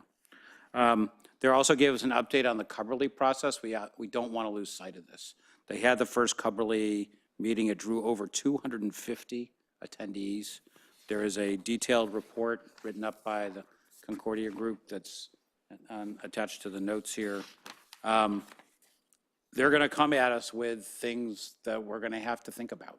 There are a number of things in the queue there that I think are, of potential interest to us, some interesting, some scary. There are lots of people who want to build housing there. There are other people who want to see senior centers. And I think trying to figure out how to do that and make sure we accommodate future school needs is going to be a pretty sweet trick if we can figure out how to pull it off. But I think there's a lot of momentum, a lot of community interest, a lot of momentum. I think they're running a really nice process. So I think it'll be when you get a chance to either go to one of those sessions or when they come to us, I think it's important that we engage because I think we will be I asked went to to make. the last session. Yeah. Do you want to tell about it? I think that what was the most interesting thing is we broke into groups and we tried to rebuild or build on the site. And if you walked around from table to table, the number of tables that had a real massing of the buildings, were okay with multiple stories was way more than I would have anticipated. And I think that's going to mean some real serious discussions with the neighbors next door. But it was fun to have people engaged. I just realized I forgot to tell you that I spoke at the supervisors meeting about the mental health beds. And what's important for you to know is that the youth mental health beds that are going in are only 36, I think.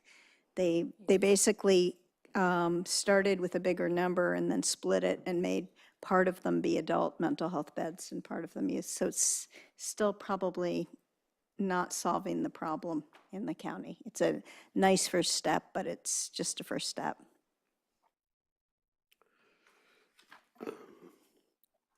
Thank you for that. I want to thank Mr. Collins for doing this a regular update on the City School Liaison Committee meeting. The discussion of Carberly was very interesting. There were two things mentioned there that I wanted to bring forward. One was that the idea arose of having an input session that consisted of students, teenagers in the community, and that there was a similar process used for the Mitchell Park Community Center, and there was a couple of hundred teenagers who showed up for that. And so the city and school staff said that they would take that idea forward. And the other was that there was interest expressed in expanding the scope to include Greendale and 525 San Antonio. So that's something I think we should consider sooner rather than later. Are we going to have a discussion about what our biggest priorities on this project are? Yeah, I think as a board? Yes, I think we need to, I think that's something for the Agenda Setting Committee to discuss actually is when it will be useful for us to have that conversation. And certainly this question of potentially expanding the scope, which everybody thought was a good idea because it's hard to talk about Carberly without talking about Greendale and 525 San Antonio, yet it's not actually included in the scope, so it's not something that's being addressed. And so there's potential to lose some real value there in not taking account of all of that land. Is Greendale part of the Carberly acreage? Greendale is not part of the Carberly acreage, no. Yeah. So I think that the city council has discussed their priorities. Am I correct in believing I that? don't know if the city council has had a formal session about their priorities. Okay. Well, I just think if we don't put our priorities forward, they're going to create our priorities for us. So. We'll discuss that in the in the Agenda Setting Committee meeting tomorrow. And I am also looking forward to attending the Thursday and Friday events. I mean, look at how they were talked up earlier this evening. Who could miss it? Is there anything else that needs to be raised? Okay, this meeting is adjourned.